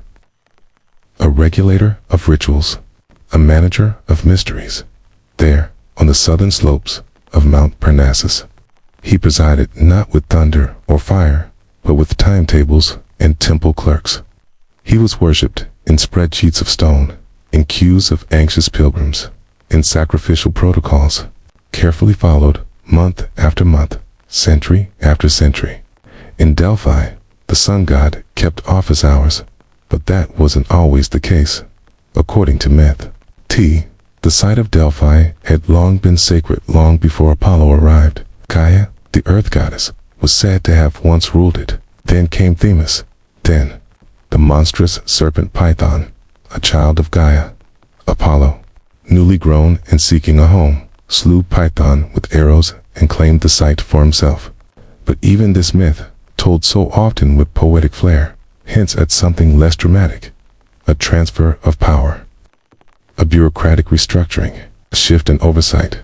The temple Apollo claimed needed more than reverence. It needed rules. Prophecy doesn't run on chaos, it requires a calendar. So, Apollo did what gods rarely get credit for doing. He organized. He established the Oracle of Delphi, a channel through which his will and wisdom would be revealed. But that revelation wasn't spontaneous. It had a timetable. The Pythio, the high priestess who delivered the oracle's words, didn't speak every day.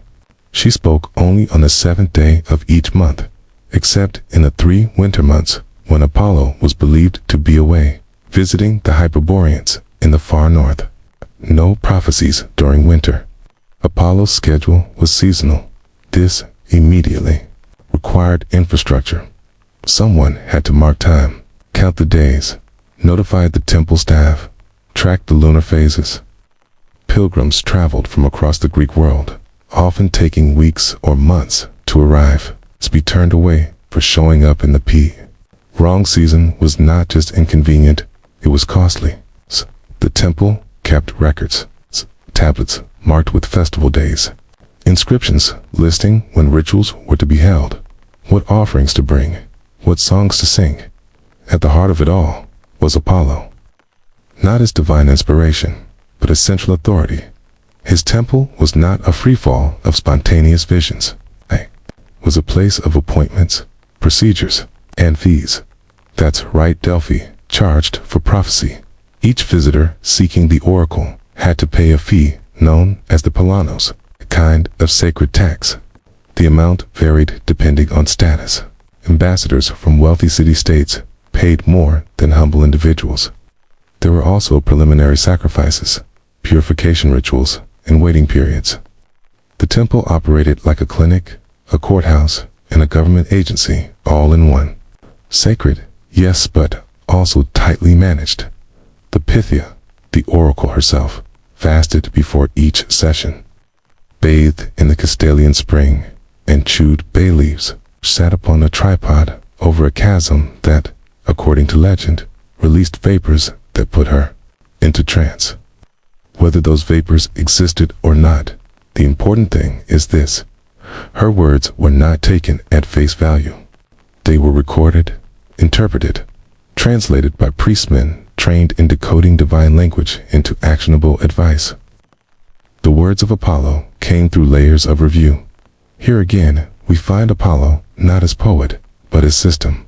The temple employed dozens of officials, priests, treasurers, cooks, launderers, guards, scribes.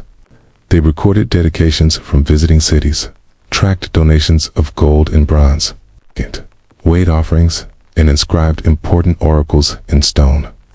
Some of these inscriptions still survive: long lists of names, inventories of temple assets, copies of decrees blessed by Apollo's word. They're not mystical, they're clerical. Even the physical space of the temple complex reflected this logic. Pilgrims entered through specific paths, ascended a sacred way lined with votive statues, and treasuries, small buildings sponsored by city-states to house their offerings. Every gift was labeled, tracked, maintained. The temple was not just a religious center. It was a vault, a museum, a bureaucratic archive, and yet none of this diminishes Apollo's power. If anything, it makes his divinity more durable. Zeus ruled with lightning, Poseidon with quake and wave. Apollo ruled with procedure. He gave meaning not through disruption, but through clarity. His domain included medicine, logic, architecture, music, all things requiring precision. In this light, his association with the sun becomes symbolic. The sun isn't just warmth, it's rhythm. Days measured by light, seasons marked by tilt, crops scheduled by sunrise and sunset. Apollo didn't just illuminate the world, he organized it, and the Oracle of Delphi became a center for that organization. City-states consulted Apollo before founding colonies, making war, changing laws. His guidance wasn't arbitrary, it was strategic. Oracular statements were often vague, deliberately so. You will destroy a great empire, the oracle told Croesus, who assumed it meant his enemies. It was his own. But the ambiguity wasn't carelessness. It allowed for flexibility. Apollo didn't dictate outcomes. He created frameworks. The Delphic oracle also influenced pan-Hellenic cohesion. Though Greece was fragmented into city-states, each with its own gods and dialects, they all recognized Apollo of Delphi. His temple stood above politics. His schedule became theirs. Festivals, like the Pythian Games, held every 4 years at Delphi, predated even the Olympic Games, and drew athletes and artists from across the Mediterranean. These weren't just athletic events. No, they were cultural summits. And they ran on a schedule derived from Apollo's calendar in managing the games. The Delphic priesthood kept rosters, set rules, arranged housing, and tracked victors. Names were recorded on stone. They returned home not just with wreaths, but with confirmed status. Reputation managed by records, and what of the temple's economic power? The wealth of Delphi was vast. Cold statues, tripods, shields, coins, all stored, cataloged, guarded. Apollo's sanctuary became a kind of international bank. Inscriptions detail loans made from temple funds to city-states. The god of light became, in effect, a financial overseer. All of this was possible not because Apollo struck fear, but because he inspired order. People trusted Delphi, trusted its records, trusted that if you left an offering, it would be seen. That if you asked a question, it would be answered. David, if cryptically, that the god would keep his appointments. This trust endured for centuries, even during political upheaval, wars, invasions, religious shifts. The oracle persisted. The Romans revered it. Emperors consulted it. Travelers still climbed the mountain to hear the voice of Apollo echo through his priestess. The rituals stayed the same. The procedures held, and when the oracle finally went silent, perhaps in the 4th century CE, it was not with a bang, but with a bureaucratic whimper. Christian emperors withdrew support. The temple lost funding. The staff dispersed. The process unraveled, but the shadow of Apollo remained. His example of a god who built not with flame, but with form left its mark. In civic planning, in legal systems, in the idea that power need not roar to be real, that it can arrive quietly in the form of a calendar. And yet, one wonders, as the last pilgrims descended the stone path from Delphi, as the Pythia sat down for the final time, as the ledgers were left unfinished, did Apollo still keep the hours? Did he still walk the empty courts at dawn, waiting for the first question that would no longer come? Delphi didn't run on miracles. It ran on minutes, on milestones, on managed expectations. Apollo's oracle wasn't a divine freefall. It was a calendarized system of sacred engagement, carefully segmented, deliberately paced, and endlessly repeated. Each prophetic session, each festival, each offering, and even each silence had its place in the structure. It was a divine bureaucracy, and Apollo stood at its head, not shouting from the heavens, but monitoring the schedule. Every 7th day after the new moon, from spring through autumn, the Pythia would speak. But this act, central as it was, occurred at the center of a much larger apparatus. The day itself began early. Before the sun crested the ridgeline of Mount Parnassus, temple servants would begin preparing the site. The inner sanctum at a tan would be swept and arranged. Sacred laurel branches would be gathered. The Pythia herself would purify in the Castalian spring and chew the leaves. Her trance was not impromptu. It was initiated with care, with custom, and with process. Outside the temple, a different kind of choreography unfolded. Pilgrims queued in designated areas along the sacred way. Those with pro-mantle priority access, acquainted to cities that had contributed generously to the sanctuary, moved to the front. Others waited, sometimes for days, unsure if they would be heard before sunset. Wealth helped. So did diplomacy. But Apollo's temple still required order. At the temple gate, attendants collected fees. The Palanos was a mandatory contribution, part tax, part donation. The amount varied by region and social class. Stone inscriptions from the 4th century BCE lists exemptions granted to certain groups, proof that even divine consultation had a tiered service structure. Each inquiry had to be written down in advance. This wasn't casual conversation. Pythia didn't banter. She responded to structured questions, pre-submitted and reviewed. Scribes and temple assistants compiled and managed the queue of questions, like administrators processing case files. These scribes weren't mere secretaries. They were experts in formulating, interpreting, and archiving divine utterances. Once the Pythia entered her trance and gave her response, often in broken speech or elliptical metaphor, priests translated it. They didn't write down her words directly, They shaped them, made them legible. Interpretations, recorded on papyrus or wax tablets, were sometimes copied onto stone if deemed significant to a city or treaty.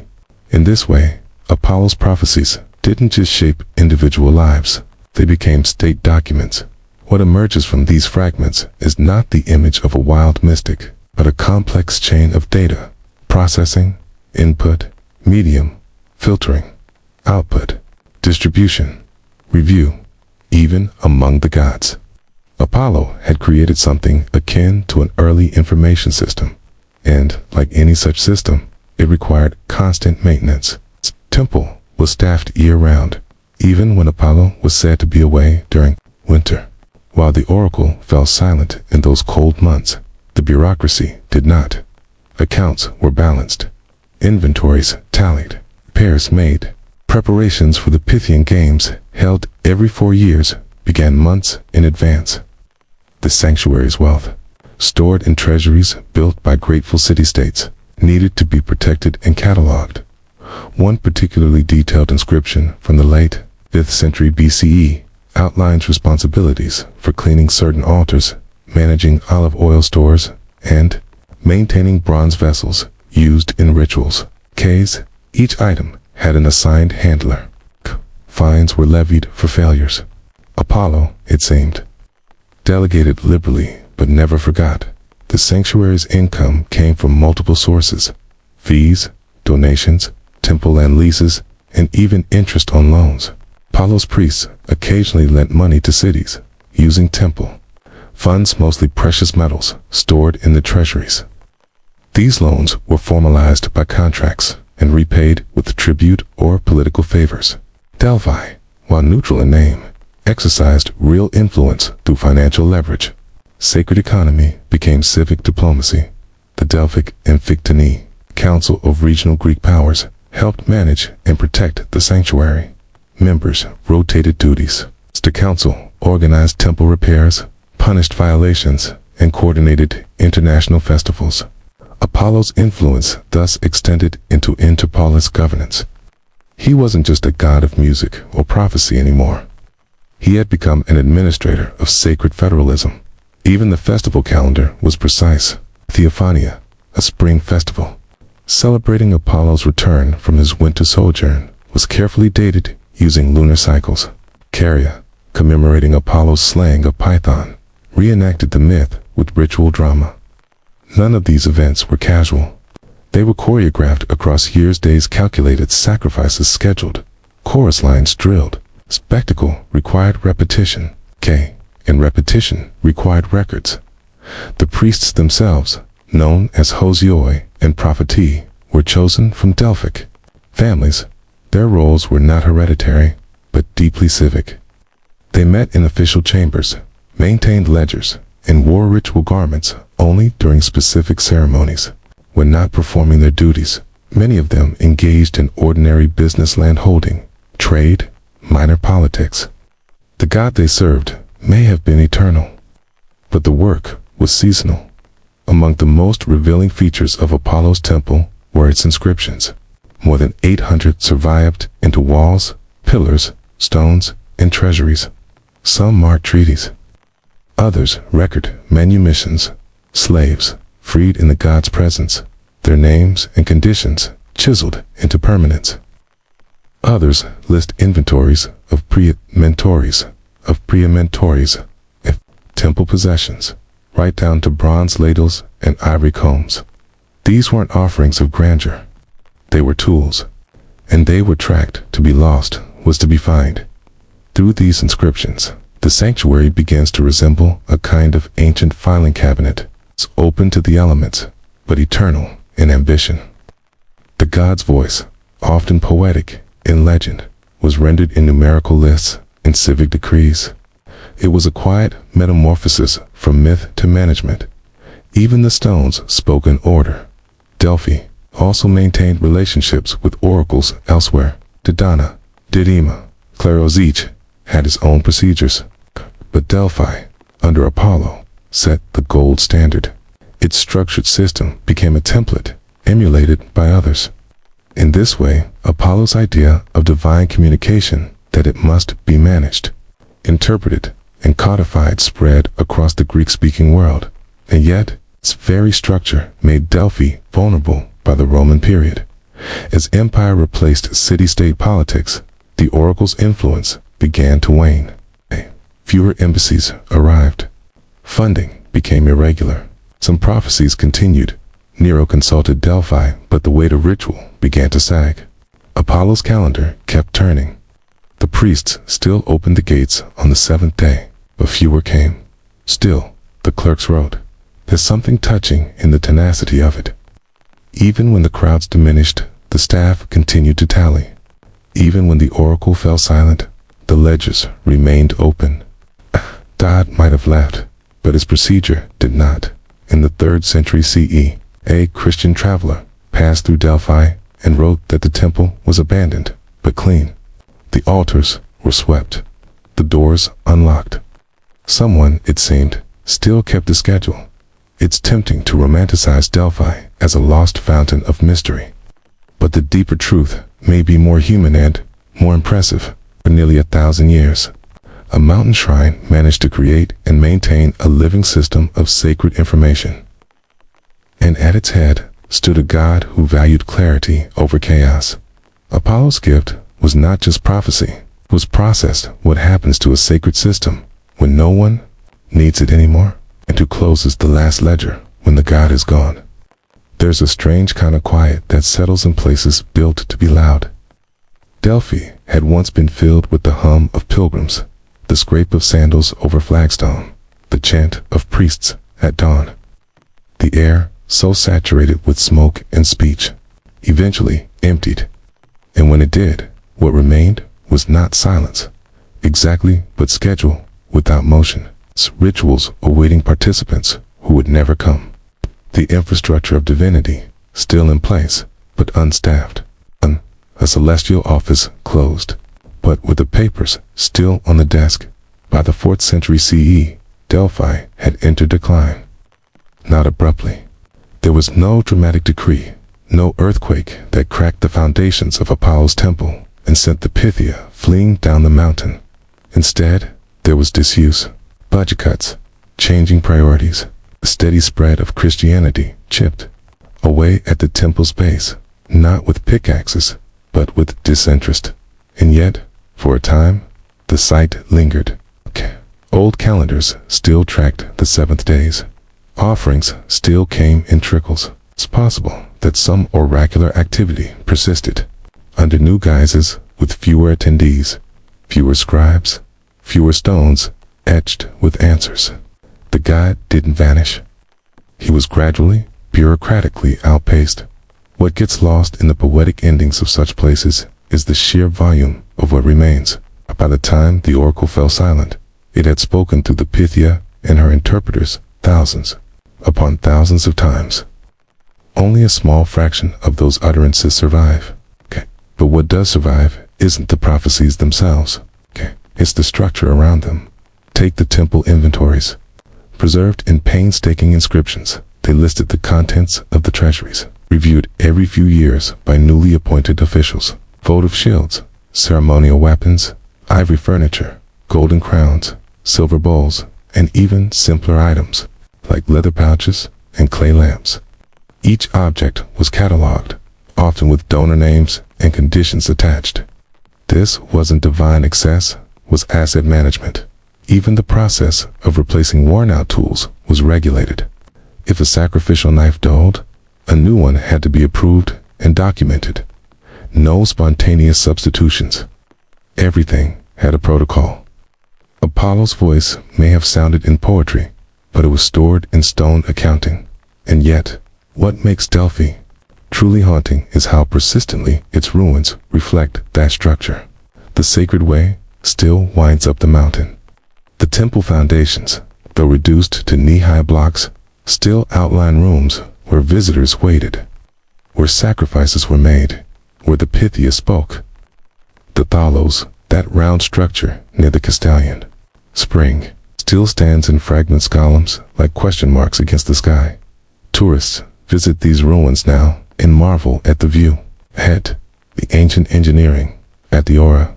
But few see the bureaucracy. Few imagine the time cards of the priests, the folding tables of scribes, the careful preparation of each rite. Few picture Apollo, not with a lyre in his hands, but with a schedule in his lap. And perhaps that's why his memory lingers differently than those of Zeus or Dionysus. Not in thrill or fear or joy, but in rhythm. In the systems that outlived their gods. In the idea that order itself could be holy. The Pythia, in her prime, sat on a bronze tripod in the Adytan, the inner sanctum. She was the center of the experience, but not the source of its continuity. That lay in the temple staff, in the scribes, in the months counted and recounted. Even when her voice failed, whether from age, illness, or cultural irrelevance, the rest continued for a while, like a lighthouse shining past a shipwreck. Eventually, the sanctuary was closed formally, probably under Emperor Theodosius I, whose Christian edicts forbade pagan practices. Altars went cold. The priests disbanded. Tapestries were looted or repurposed, and the calendars stopped being updated. But what is perhaps most compelling is what did not happen. Delphi was not erased. It was not repurposed into a Christian church. It was not rebuilt as a fortress or farmstead. No, it was left alone. Its abandonment was oddly respectful, as if the systems were so ingrained that to destroy them would feel wrong, even to those who no longer believed in them. Centuries pass. In the medieval period, Delphi was buried under a small village called Castri. Locals built their homes atop the ruins, unaware or unconcerned about what lay below. In the late 1800s, the French school at Athens began systematic excavations. They relocated Castri brick by brick and revealed the temple foundations. Beneath, what they found was not treasure. It was evidence, stone upon stone, etched with lists, decrees, inventories, and treaties. Apollo had left behind his filing cabinet, and through it, historians reconstructed not just myths, but methods. Here were the names of freed slaves, quoted in the god's presence. Here were the repayment terms of loans granted to distant city-states. Here were schedules for festivals, names of victors, and approved repairs for temple columns. What survived was not the divine voice, but its framework, and in that, Apollo's influence endured far beyond his worship. The structure of Delphi's reliance on cycles, its attention to record-keeping, its embedded diplomacy offered a blueprint for later institutions. Not directly, perhaps, but conceptually. The idea that religion, governance, and public memory could be intertwined through routine. That prophecy required logistics. That trust required paperwork. In that sense, Apollo became a kind of bureaucratic ancestor, not just to temples, but to governments, academies, even libraries. Anywhere a record is kept, a schedule maintained, a ritual repeated, his shadow flickers, and the oracle's ambiguity. That too remains, not in riddles, but in regulations, in the language of policy, in the phrasing of contracts and official correspondence. It's language that leaves room for interpretation, just enough vagueness to allow movement.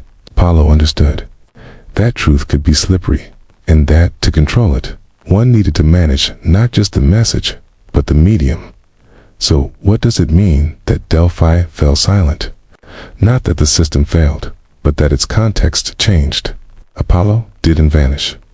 His model was simply absorbed its scaffolding, reused for newer institutions. The rituals might differ. The gods might change. But the need for order, for repetition, for trusted processes that remains. In the end, Apollo was never really about the flash of insight. He was about the framework that made insight usable. His divinity wasn't in the flame.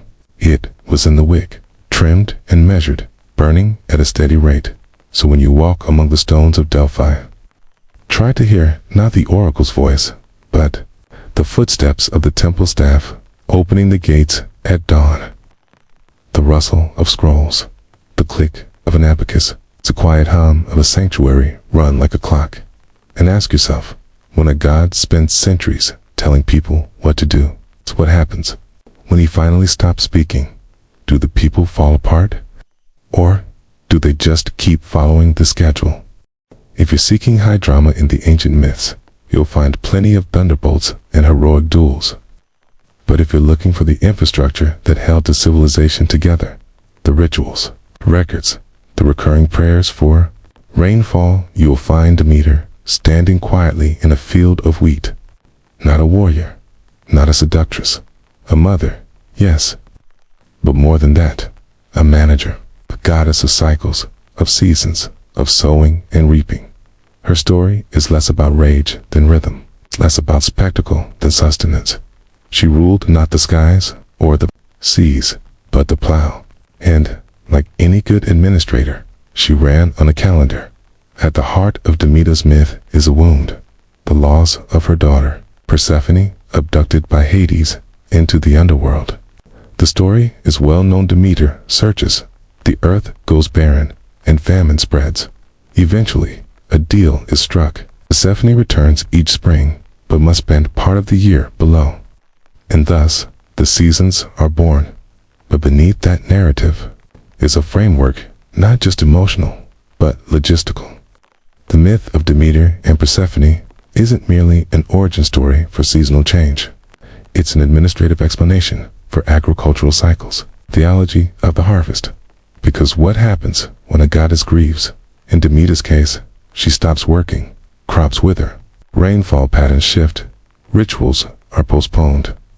The agricultural calendar, once maintained like a ledger, breaks, and in a society that depended on stable food supplies, this wasn't metaphor, it was catastrophe. So the myth evolved, not to frighten, but to organize. It provided a logic to hunger, a moral to famine. The soil was not just a soil, was a stage for divine schedules, and those schedules were detailed throughout the Greek world. Demeter's worship was tied not to grand temples, but to cycles of planting and harvesting. Local cults tracked the stages of grain growth. Inscriptions record specific festivals that marked key agricultural milestones. The Thesmophoria, one of the most widespread and female-centered religious rites in ancient Greece, was held each autumn. It honored Demeter and Persephone, not with sacrifices, but with fertility rituals, offerings of piglets, and the burial of organic material meant to decay and enrich the soil. 3 days long. The Thesmophoria included fasting, processions, and the retrieval of last year's decomposed offerings, now rich with nutrients mixed into the earth. This wasn't just ritual. It was composting policy. Only married women participated, reinforcing Demeter's identity as a goddess of fertility and domestic continuity. But they did more than pray, okay? They prepared the ground, quite literally, for the next planting season. Other festivals were held in spring and early summer. The Hollow, the Prorosia, the Cloyage, aligned with phases of crop development. These were not spontaneous celebrations. They were scheduled with precision, based on lunar cycles, planting calendars, and expected rainfall patterns. If the rains came late, the festival dates adjusted.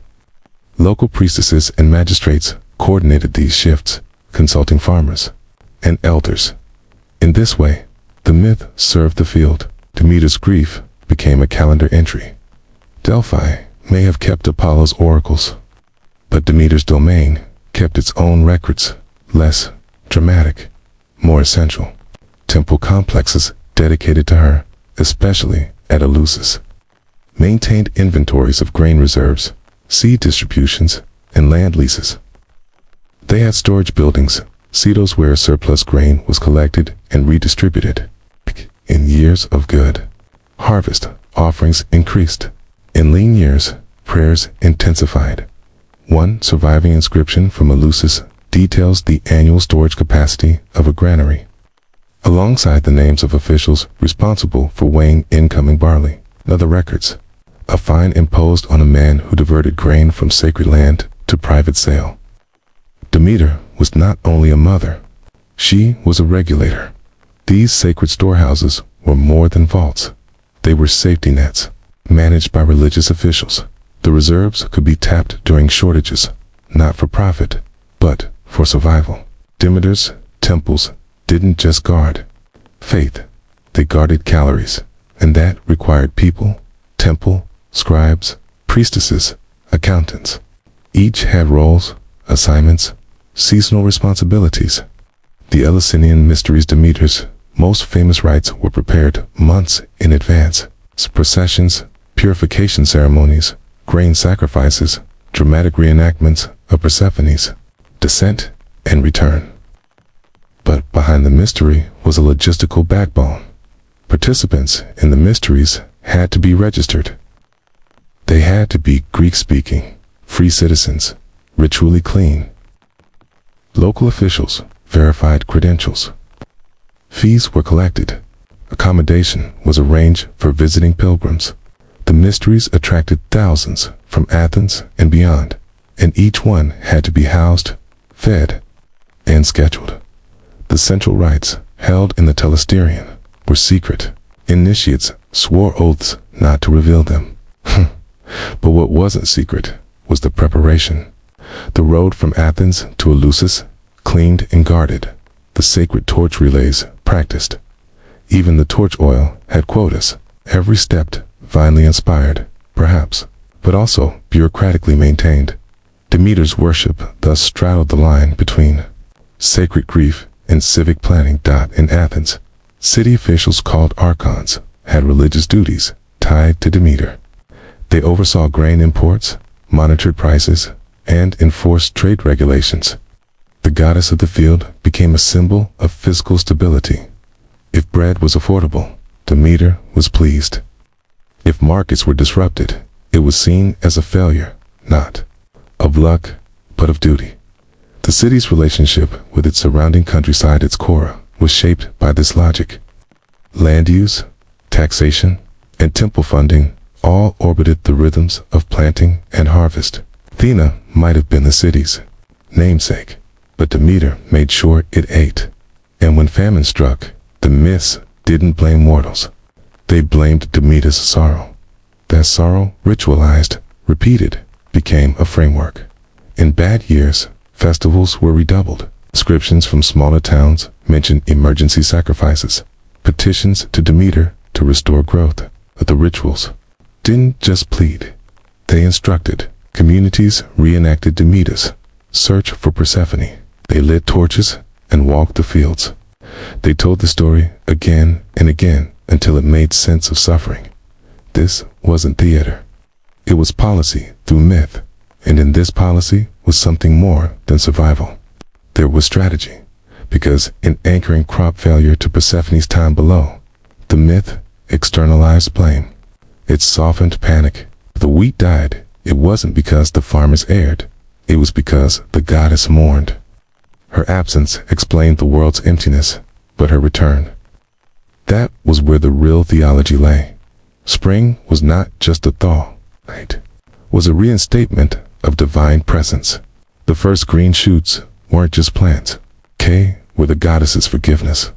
And with her return came action fields turned, seeds sown, hands dirtied. And so, year after year, Demeter's grief became a map. A spreadsheet made of stars and soil. In the Roman period, she became Ceres, and her role as provider expanded. Grain was now a geopolitical matter. Rome's unknown. The grain dole was structured around imported shipments from Sicily, Egypt, and North Africa. Ceres presided over these logistics. Her temples located near storehouses and granaries. Her priests consulted shipping ledgers, not omens. Yet, even in this imperial context, the root idea persisted that sustenance required structure, that grief, once formalized, could become policy. The myth of Demeter did not end. It was institutionalized, and as the old gods faded and new religions rose, the rhythms she defined remained. Agricultural almanacs, feast days, rural festivals, these all echoed her old logic. Even Christian saints inherited her duties. Saint Demetrios, in some rural regions, took on seasonal associations. Old gods never die. Their schedules simply get reassigned. But one question lingers. If Demeter's rituals taught us how to endure her absence, did we ever learn how to welcome her return? Or did the systems we've built to manage her grief slowly replace the goddess herself? By the classical period, Demeter had become more than a goddess of harvesty, had become a figure embedded in policy. Across the Greek world, her name was not just whispered in prayers, it was chiseled into marble contracts, scratched into papyrus leases, invoked in oaths of public service. The reverence shown to her was not only religious, it was regulatory. Grain was the true currency of civilization.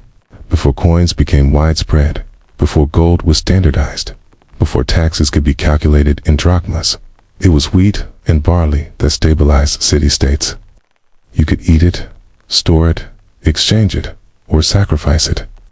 But most importantly, you could track it. And Demeter was at the center of that tracking. In major palaeas like Athens, Corinth, and Thebes, grain collection, storage, and redistribution were managed by appointed officials. These officers, sometimes known as Sitophilics, were responsible for overseeing harvest quotas, maintaining accurate measures, ensuring fair prices at market, and prosecuting hoarders. Their authority came, at least symbolically, from Demeter. It was she who sanctified the weighing scales, she who legitimized the ledgers. To operate outside of this structure was to insult not just the city, but the divine order itself. Inscriptions from Athens in the 4th century BCE detail fines imposed on citizens who attempted to stockpile grain or manipulate its price. These weren't seen as mere economic infractions. They were spiritual offenses. If Demeter's bounty was mishandled, the earth could retaliate. A bad harvest was as much a moral failing as a meteorological one. Temples to Demeter were often situated outside city walls, near farmland. This wasn't exile, it was alignment. Her presence was felt in the furrows, not the forums, yet her reach extended into the bureaucratic heart of civic life. When city-states offered sacrifices at major assemblies, Demeter's share was always assured. Her rights were built into fiscal calendars, tied to the collection of revenues and the announcement of civic festivals. The Prorosia, for example, festival marking the beginning of plowing, was scheduled carefully in accordance with the lunar calendar. Civic officials issued public notices, called proclamations, to announce the start of the rites. Farmers were given exemptions from other duties to attend.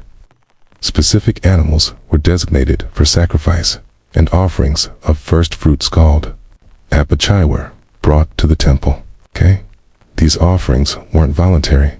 They were expected, even audited. Cities kept tallies of how much grain was given, and which districts provided it. What this reveals is not simply devotion, but data. The same city-state that debated naval policy and military budgets also assigned administrators to monitor the barley yield. Annual reports, summaries of crop conditions, rainfall, deviations, field rotations were collected and preserved in state archives. These were not scientific in the modern sense, but they were systematic. Patterns were noted. Trends discussed. Farmers, priests, and politicians consulted the same seasonal rhythms.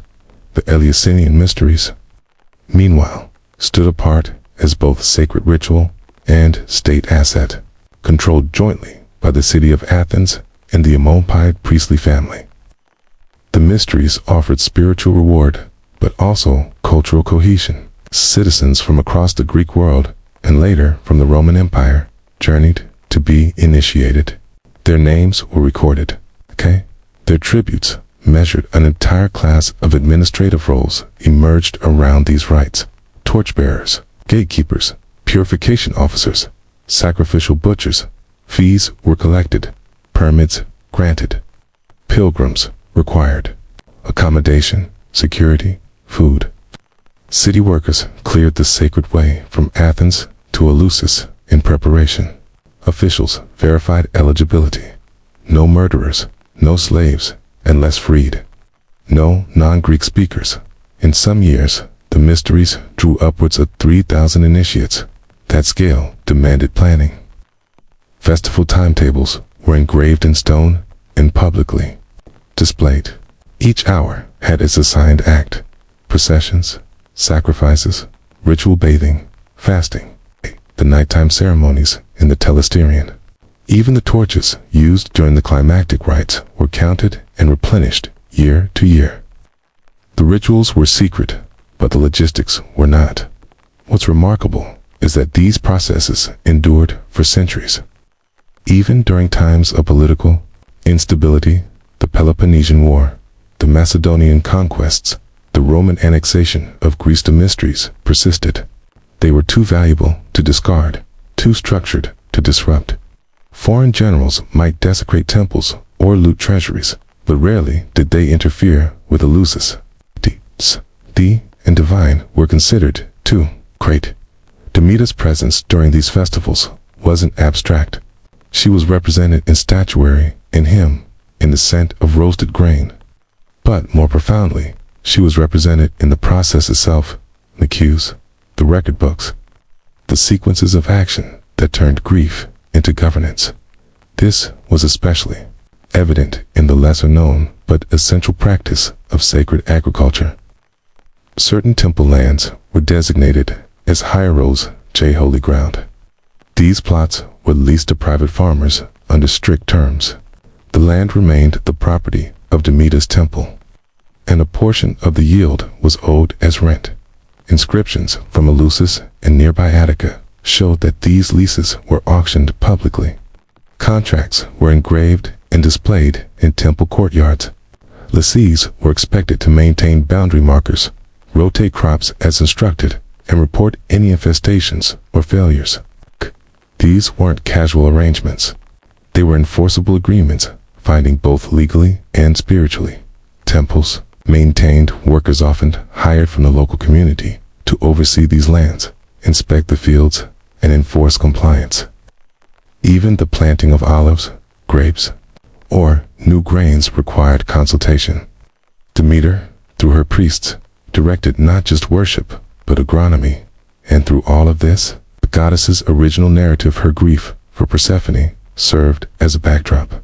The personal loss had become institutional principle. Every seed sown was a reminder of seasonal loss. Every sprout, a hope of return.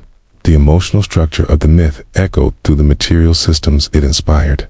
Persephone's descent into the underworld became winter's scarceness, her re-emergence, the green of spring. And so, field and myth mirrored each other, cycle after cycle, by the Hellenistic period. When cities began merging religious functions with royal administration, Demeter's temples increasingly intersected with state policy. Rulers offered lavish gifts to Eleusis, not just for piety, but for political capital. To be seen honoring Demeter was to be seen supporting order, sustenance, and agricultural stability in Roman times. The cult of Ceres, Demeter's counterpart, was integrated into imperial ideology. Grain shipments from Egypt and Sicily, critical to Rome's food supply, were overseen by officials bearing titles once held by temple priests. The goddess's image appeared on coins, in forums, on state seals. She was no longer just a mother in mourning. She was a symbol of the empire's capacity to feed its people. Yet the structures she inspired remained. Granaries continued to be managed as temples once had been. Rituals, though renamed, kept their seasonal cadence. The Feria Semintive, a Roman festival honoring sowing, mirrored earlier Greek rites.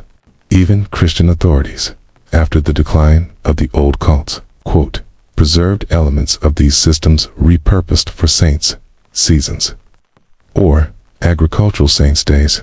By the late antiquity, the temples of Demeter had grown quiet. Pilgrims no longer gathered.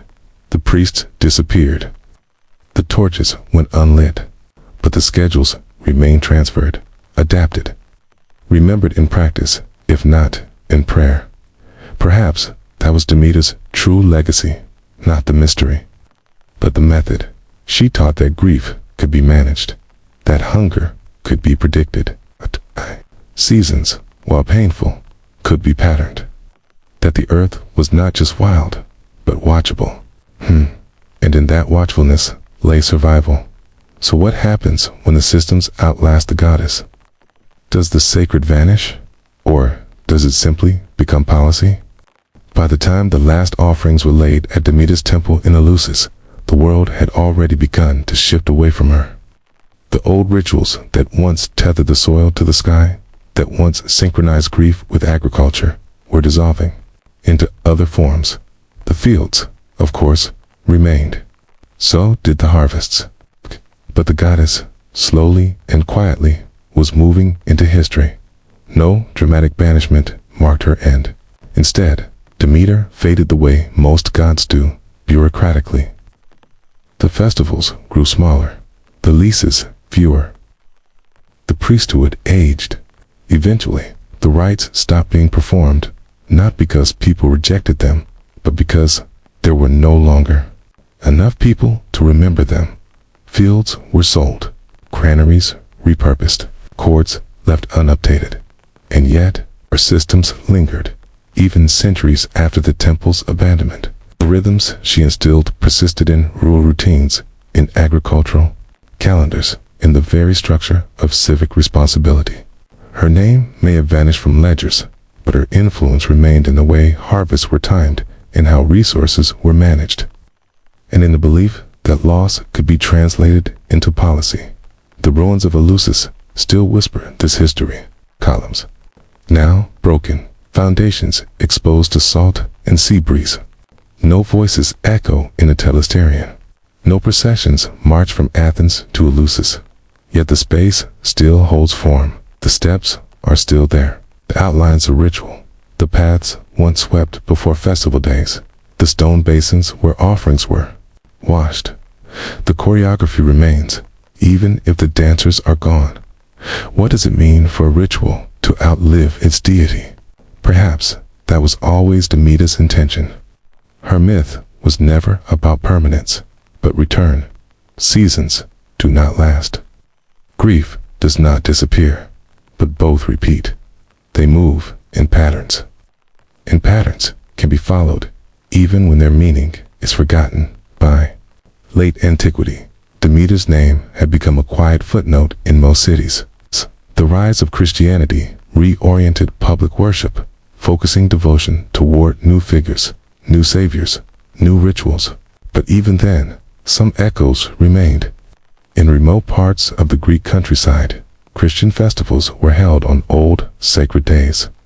Saints were venerated with processions that mirrored the ancient agricultural feasts. The tools changed.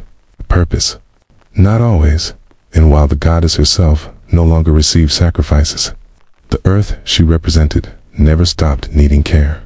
Farmers still plowed. They still waited on the rains. They still feared frost. They still rotated crops and recorded yields. The temples may have gone silent, but the fields did not. And somewhere in that repetition, tending, tracking, preparing Demeter's legacy, endured in the modern era, archaeologists uncovered the sanctuaries and unearthed the tablets. Not mythic relics, but grain receipts, field leases, distribution charts. These fragments of stone and clay revealed not miracle, but administration. They told of storage quotas, boundaries marked with laurel staves, grain measured in medemnoi, overseers appointed for 3-year terms. In these records, Demeter emerged not as a figure of fantasy, but as a force of organization. We tend to imagine gods as symbols of chaos, passion, or awe. But Demeter represented something quieter, the long, slow work of keeping people fed, maintaining balance across unpredictable years, accepting loss not as failure, but as a season to be endured. Even in mythology, her story doesn't end in triumph. Persephone does not return forever. The agreement is a compromise, part of the year below, part above. The world remains imperfect. The arrangement isn't glamorous. It's structured. It is, in fact, deeply administrative. This details, so often glossed over, captures the essence of Demeter's power. She doesn't undo grief. She organizes it. She sets a schedule for pain. It's 3 months of mourning, 9 of regrowth, marked not by emotion, but by outcome. Buds, shoots, grain. What's more, this structure is enforceable. The earth responds accordingly. The harvest waits on her consent. When the system works, food arrives. When it doesn't, nothing grows. The rituals built in her honor acknowledged this fragility. They didn't beg for miracles. They asked for maintenance, continuity, reasonable weather, proper yields. They were less about awe than reassurance. Less spectacle, more spreadsheet, which is perhaps why Demeter felt so at home in public policy. She gave civic leaders a reason to build systems of support food stores, redistribution plans, seasonal labor rules. To defy her was not to invite wrath, but to invite collapse, hunger, not thunder. In this way, Demeter's legacy was more than cultural. It was infrastructural. And when we look at how societies today manage food systems through regulatory boards, farm subsidies, emergency reserves, with the monitoring, we see her logic still at work, not in name, but in pattern. In the belief that food security must be managed seasonally with vigilance and memory, modern states no longer offer piglets at the plow. But they still mark the seasons. They still issue harvest reports. They still publish yield forecasts. They still, in their own way, conduct rituals meant to ensure stability. And this continuity would have pleased Demeter. Not the buildings, not the names, but the rhythm. Because for her, rhythm was survival. In ancient Greece, a failed harvest wasn't just an economic crisis. It was a social one. Festivals were postponed, dowries renegotiated, political tensions sharpened. Demeter's structures offered buffer, not protection against misfortune, but structure for response. The granaries she inspired didn't promise abundance. They promised planning. They were built not for when the goddess smiled, but for when she did not. And in that preparedness lay a strange kind of faith. Faith not in divine intervention. So when we ask what happened to Demeter, we're not asking about temples or statues. We're asking whether the rituals she instilled, the measuring, preparing, the remembering still guide us. Because in the end, gods don't vanish, dissipate into the systems they shaped. Demeter's grief became policy. Her loss became the agricultural calendar. Her waiting became the reason we mark seasons with ceremonies. Even today, she does not speak anymore, but we still listen. Every time we follow the cycles of sowing and reaping. Every time we store against the unknown. Every time we endure winter, not with despair, but with a plan.